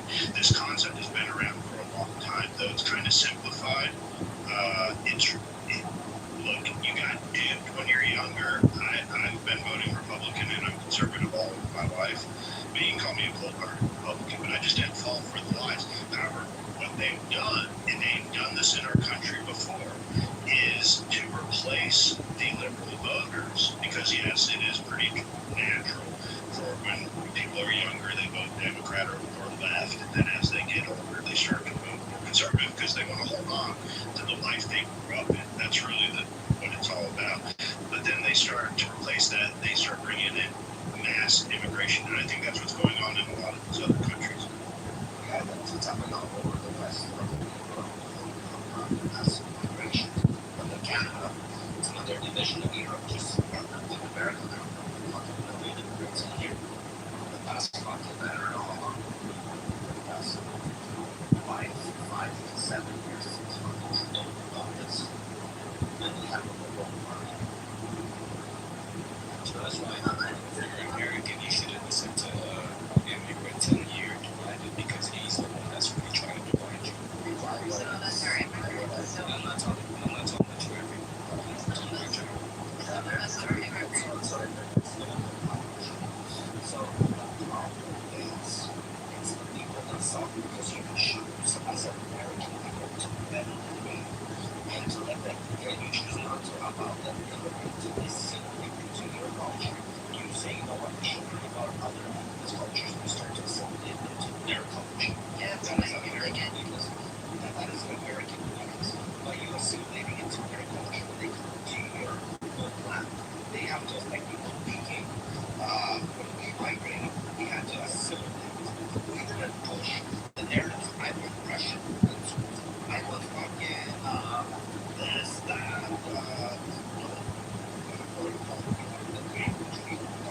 we made taxes, we assimilated. And now what we see is that the people are coming into the country, they're forcing the population to basically make them your country. Let's say that we have to now assimilate to them. KFC becoming halal. KFC becoming halal in Australia, for example. You read about KFC, they make Wendy's halal, which their main burgers, the fucking baconator, the cross contamination. I don't understand. Everything you say is right, okay? Everything you said at this part is right. But let me tell you this: the system that exists in America is self-healing, self-correcting. That's what I like about America. So even if such issues occur, it will correct itself. I'm not sure if that's Alhamdulillah, inshallah. About this, I want you to know right now. It's about a 20-minute documentary. It's a scary fucking documentary. Joe, this documentary I think was made in the 1980s. Okay, so this documentary was made 40-something years ago. Joe's already wrong. Just confirming. Yeah, it was in the 1980s. It's well worth watching. Very visited off. I actually saw it on the internet 15 years ago. Can you write it in the chat? Rafi, can you write it in the chat? He said this is like Egypt. And why he said Russia's gonna fuck America. This is what's happening today in America. I think I've seen it before. About like the generation. And they're actually succeeding of fucking America. I never know how to do it. Write it in the chat, Rafi. Can you write it in the chat? I think I've seen it, but I don't think if the KGB was that much power for me. So okay, I have reasons to say it's not how. But anyways, I don't know. The basics succeeded in this. No, I don't think if they succeeded in it. I don't think. No, subversion is one of his main topics is subversion. Yes, the communists have subverted America. That's why we have a dying, just elected president. It's just one state. First of all, it's just one state. Second, that's not. If you can switch the same state where it was the closest to the other states are nothing. Michigan's gonna be nothing. What's happening right in Michigan? What they're trying to do, you want to say that's okay. I get it. Yeah, this is okay. Like this was said 40 years ago. I know. It's day by day. What they don't take the. But the same shit's happening in Europe. Okay, so the same thing is happening in Europe. Even though So do you want to say, so let me ask you, you want to say the KGB happened all in Europe and America? I don't think so. Yes, because the whole European countries have turned against Russia when they divided Russia one day. Basically, the Europe, the West have made Russia break apart. And Russia is now made for the shit. The KGB, I'm sorry to say, it's working for the Russia that nobody made Russia. Well, why do you think that? Why are you so deep? Nobody made Russia that way. Suddenly USSR collapsed. Suddenly the Finnish USSR collapsed. Only because it didn't work. Nobody wanted to conquer the brain mindset of communism. Unfortunately, it is the long-lasting effects, like even Europe. So I think one of the most famous countries that have experienced like capitalism, social capitalism, and communism is Germany. If you go to Eastern Berlin, like East Berlin they call it, it's still so different from Western part of it. Like Soviets and KGB and whatever the fuck they have done, they have had lasting like effects, and they also have had lasting effects in Iran because a lot of doctrines that these fucking just adapted government, it was from KGB, so it was exported to other countries and it has fucked over Iran, and it has also inspired what we call Maoism in China. Like it started with Leninism and everything, but then it went to like China and became Maoism, and now even China is more getting stronger than Russia. Yesterday I read the article about how China is trying to assimilate certain communities in Russia because Russia is becoming bigger, so they're kind of taking this opportunity to invade like Russia from within. So we have to be worried about like not just KGB, but what it represents and what the ideology creates this kind of doctrines and organizations. And I think the most important part is how they are inspiring other fuckers, like how they inspired like Cuba. And Cuba has been fucked already. It used to be very nice, but it has fucked over Cuba. It has fucked over like China, Iran, and all still Eastern Berlin. So I think that is what refugees have experienced in Syria. But I have to emphasize one thing. I don't believe in theory of conspiracy. I even do think, of course, I have to accept that countries try to plan for other countries. Yes, they make some plans. But I don't think if a country gets fucked over, because of another country. Okay? It's not a conspiracy so much as they're saying clever. They decided to do so Israel was first of all, so they would actually have families in Egypt from other countries, have their kids there, and their kids would be looked at as intelligence assets. You don't understand. It's like generational, and it's something that they prided themselves in because their military units, they could change them with their creative minds. Like if you can pull in the youth between the ages of 8, 10, 12, 13, 14, 15, and then you can and we're seeing what she's saying about China being a big look at Asian influence in America.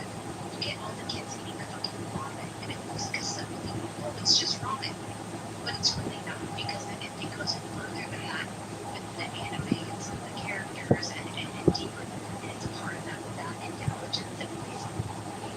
So you really want to take the country from the inside out.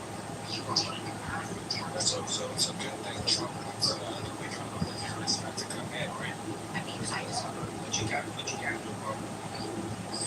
whatever. I understand that they can't integrate it, but I'm just saying, like, it starts with simple things, and then like it builds off of that, and there's other parts of that that are used as part of intelligence. I'm not saying that sharing cultural things like sympathy, some things are like negative. I'm just saying that it's something that's built off of a small thing that becomes something.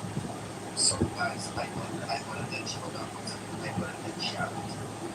But you're guys caught that people that we go over YouTube and just watch what our really says. It's very scary because it's actually happening again. And he says generations, and this is what the second, third generation right now, and it's actually all that what this person said in the 80s is exactly what's happening.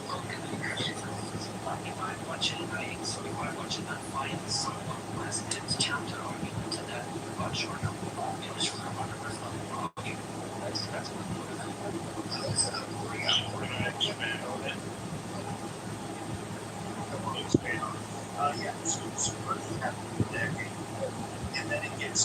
some of the elites, especially in our Ivy League schools, however, what has happened more recently over the last 20 years, 30 years, is this affinity now. And this idea of one party. What's happened in California is we have one party. In California, Democrats want to spread that all across the country. Ultimately, that's the Democrats' agenda. They have been bringing in this immigration largely because of our great underclass. And it's the red green alliance. So it's the alliance between communists that ask themselves as Democrat socialists or as Democrats, and then also with the Muslims and the idea that they can merge these two together. Yet they have enough influence and power to take power. That's exactly what's happened. That's exactly what's happened with Qatar. KGB agent, and they received a flat from Russia, and he went on an injury, and then he said he sent us. And they're pretty sure right now with all my colleges, because we sent it right isn't it interesting? I mean, let me ask you that, please. Isn't it interesting that KGB that is so strong that plans everything? One agent flies the country, they don't know about it, and he comes and he does an interview and he says all of these plans, isn't it interesting? Yes, and all these plans, if he said, are happening in 2026. Let me tell you what he's plans. Okay, I'll let you. Okay, I will let you. Listen, I don't believe in everyone's. Okay, well, but I don't know how a person was such a thing in the 80s. Almost more. Okay, cool. Let me find the budget. Let me tell you more the timeline and what the thing is right now. Okay, many of these. Let me say this, please. It's not something. This is not something that we have experienced firsthand. Yeah, but I wanted to actually build on that. I think Mary said it. So we have many people in our country saying that the 1979 revolution was planned, it was Jimmy Carter, it was all the discussion, it was not like that. I don't believe in theory of conspiracy at all. I think, of course, people take advantage. It's just like imagine you have a problem with your wife and you go to a lawyer. The lawyer will take advantage of you, but the problems are not created by the lawyer. Okay? The lawyer will take as much money as possible. So outsiders will take advantage, but it's not like you think somebody has a plan. It's not a conspiracy. It is not a goal strategy, and it happens just gradually and on a natural level because information is from a certain political group. It's not a conspiracy. I just want to say you mentioned the information of Islamic Republic or the 1979, and it's actually referring to the intelligence service, like the methods of interrogation and how they torture people. And this is actually based on a book, and there were a lot of people defecting, like from what he calls the KGB, and Putin himself.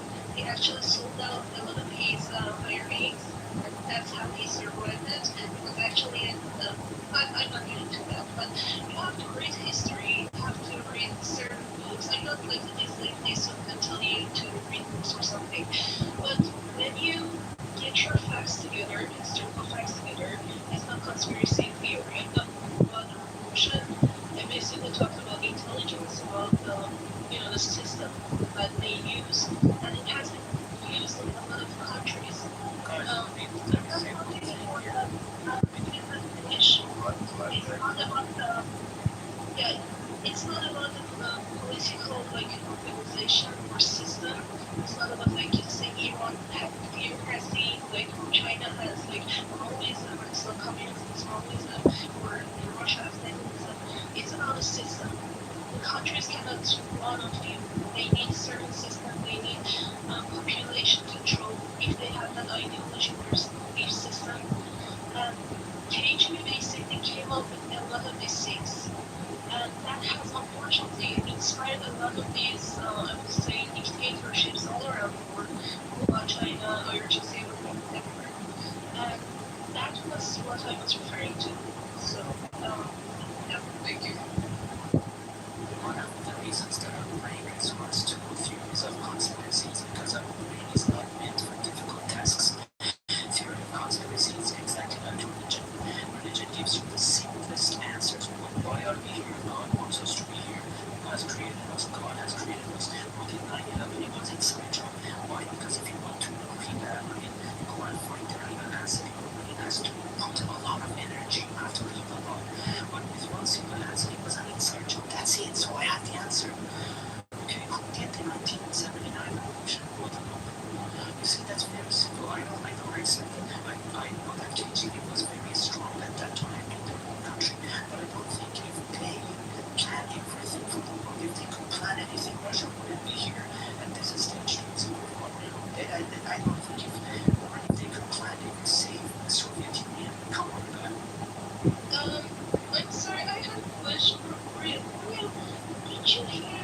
It's the same thing I said, or were you waiting for me to stop talking so you could start talking? I didn't actually try to respond to what you said, just mentioned quickly what you said about 1911. So, thank God that you didn't hear a single word I said, I'm sorry, you didn't respond to me. Yeah, it was not directed to you, but anyways, I'm not a fan of theory of Congressman. So, again, it's not a conspiracy.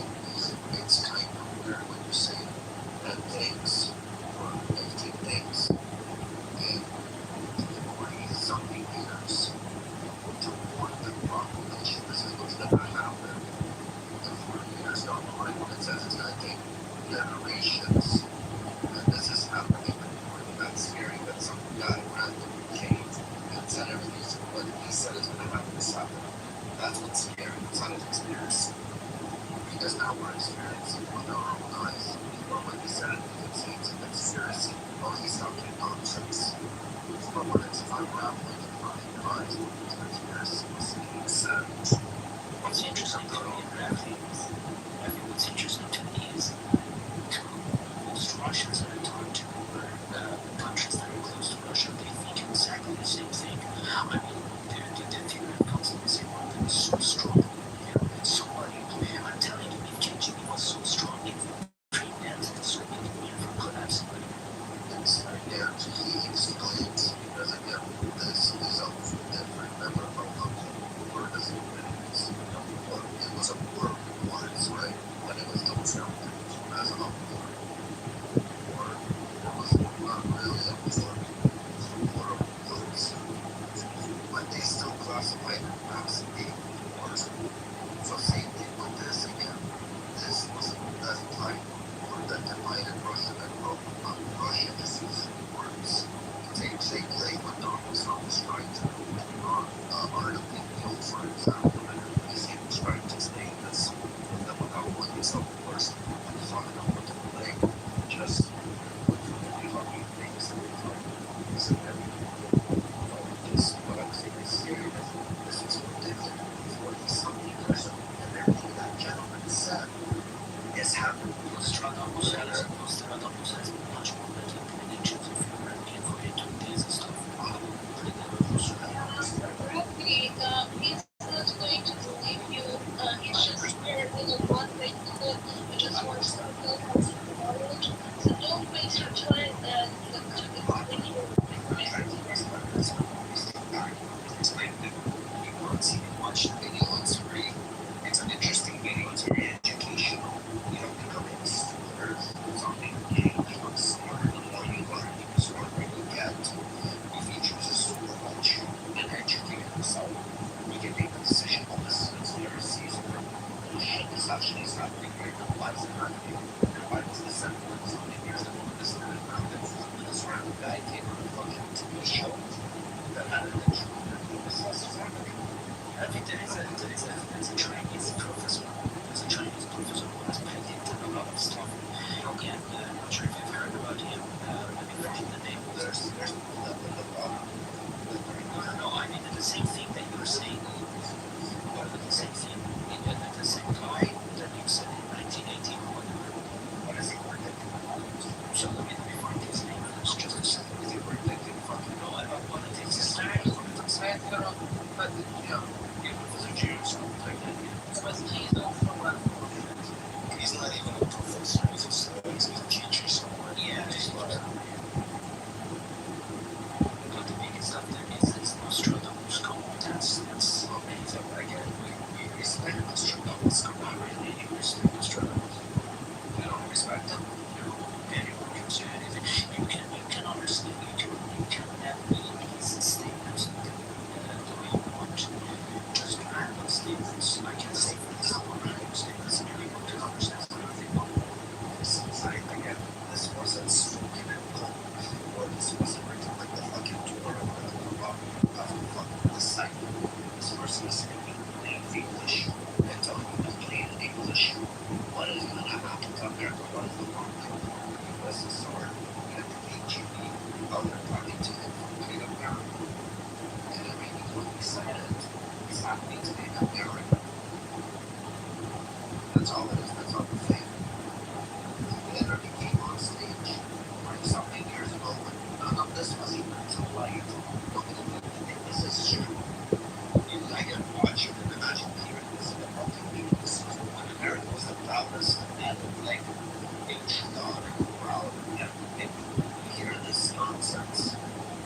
To hear from my mouth of a person like that who came to the age, and then he went back to May 2026. He was right, and I think generations, and yes, it was somebody. He said 30 things that fucking, if I repeat truth, he says a fine line. He literally goes, I am fine line. He doesn't say anything extra. He didn't go into any extra interviews. He said at least he's known for his talk, and that's it. And that's the only thing he's not. Is it possible? Because today, he's not ahead. Is it possible that he's been plus one? Go ahead. I read that book because it's the same time. And he was actually talking about it. And he's talking about math realities. That's a shame. Fuck off. Yeah, that's a bad book, but he doesn't talk about that. He doesn't really talk about that. I don't know, you watch it. 1 hour. Yeah, I know it's not about I think the main goals, like the main snippets of like infiltrating the US and everything, and just watch it how he describes it. You never want to watch after the whole thing. Many countries have tried to infiltrate the United States. It's a state to create this country on the planet. It's a state that has shelter for humanity. Listen, man, listen, all the countries are doing it. It's going to be the greatest out of all the shit. So, okay, congratulations. America was better at one point. America is not the greatest. They're not the greatest. He is still the greatest. And I absolutely approach you here. Countries are going to shit. Europe was better back in the day. Europe got destroyed. Europe is getting sent back to the It's right now. Okay, so when you're looking at America, they're not getting great. They're still great, but they're still declining from their own greatness. They're going to be a lot more great. I'm sorry to say, don't tell me they're not great. Yes, sir, they are. But they're declining when the rest of the world. Well, this is something that regimes like Russia or IRGC has been saying, is telling us since 50, 80 years ago. When America is declining, America is the greatest country on the planet. Okay, again, we have legend you want. That opinion doesn't change. But this is not just obvious saying Korea is saying that okay, this condition is not like forever. It can change and maybe it'll change. And one thing you think you're not saying it's true or I'm not. I'm just saying that it is not what exactly he is saying. It's like if America is such a great country, there's no guarantee that it will be the same great country forever. The system that they have is self-healing, self-constructing, self-correcting. Look, I'm actually studying on websites. It was this one. I know the one that Dr. Hassan Al-Basri talks about. I don't tell me that because I know who you are and what you're trying to push me. Oh, I know what they're talking about. Certain sources. The U.S. Defense Acquisitions the U.S. Defense Budget Act is interested in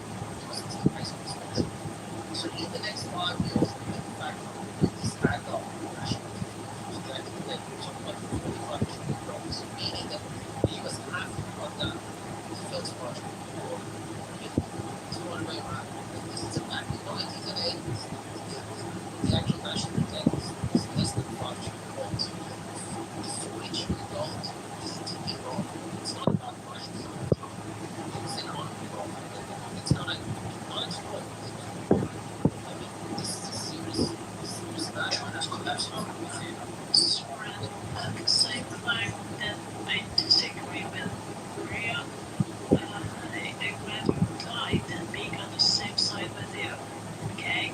They keep the propaganda of Islamic Republic for yourself. That's another one. So what you're saying, you're just trying to fear monger.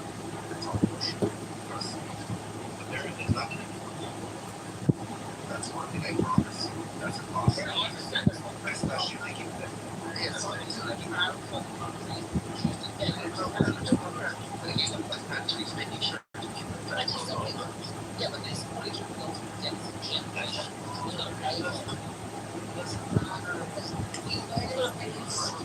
is keeping on top of their business, and they know the trends and they're working on it constantly, and that is what they should be doing. Yeah, but it's not feasible. You understand? You have to interest in Trump to go to me. Almost not pay straight. Almost not pay that thing, you know. But the interest increase has to pay. $1 trillion is going to go on and on and on. This is still systematic. I mean, the people are. That's why this is the same country. This is the same country that has had the greatest depressions economically in 1930s and in 2008 and survived all of them. The system's great. It's going to be even greater.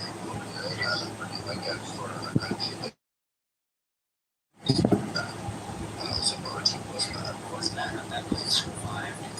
It's all countries survive. That's not only countries are in debt to America. Yeah, exactly. The actual companies so I mean, listen, usually don't report what happens when Japan and China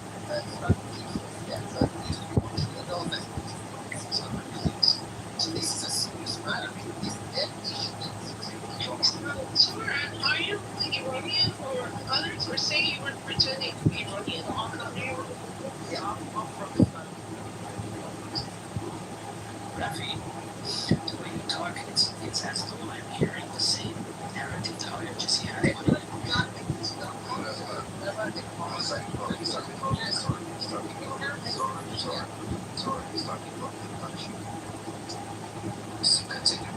I said the way you talk, the narrative was you try to push. I feel like it's the same IRGC narrative. What narrative that I push and what I'm saying? Anti-Americanism, I'm trying to say America's weak and stuff like that. What do I say to address it? I'm just pointing out what's happening in America today. You're just pointing out also the same thing. That's what I'm saying. The way you talk. Was you say it's divided, but it's not divided. Exactly. But yeah, Americans are divided by politics. Like never before. They have always had two parties. They have always had two parties. They can have 10 parties, but there were never fucking moments where people didn't speak to their own parents, to the elected president. But that just shows that either Americans are getting dumber. Let me tell you this: if someone is stupid, he's going to know what's going to understand politics, or they're going to go out for politics with their family. But when it comes to the other, So I'm not interrupting this. I'm not right. Yes, we do consider American rich with Americans. Correct. Yes.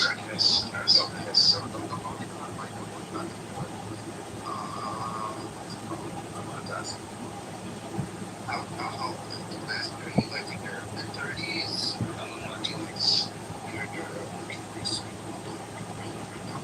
Again, I'm not that old myself. I'm in my mid-30s.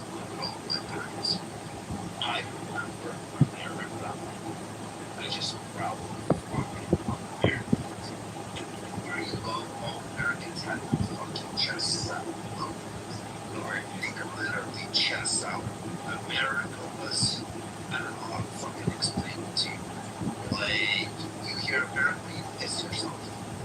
That everybody wanted to be either American or something. In America, everything, the trends, the fashions, you name it, all from America. Everything was just America. It wasn't even like European. I want to be European. Back in the day, then you would say, I want to be American. So anyways, America was never right. George W. Bush went in there crying. I didn't even want to talk to him. Obama, division started to happen. And I think Obama, that's when all the division started to happen. After him, we just started to go shit like when Trump won. want to talk to their families. People were talking to their families right after the elections. It was Thanksgiving. People were not invited to Thanksgiving. But this one has this political analytics here. This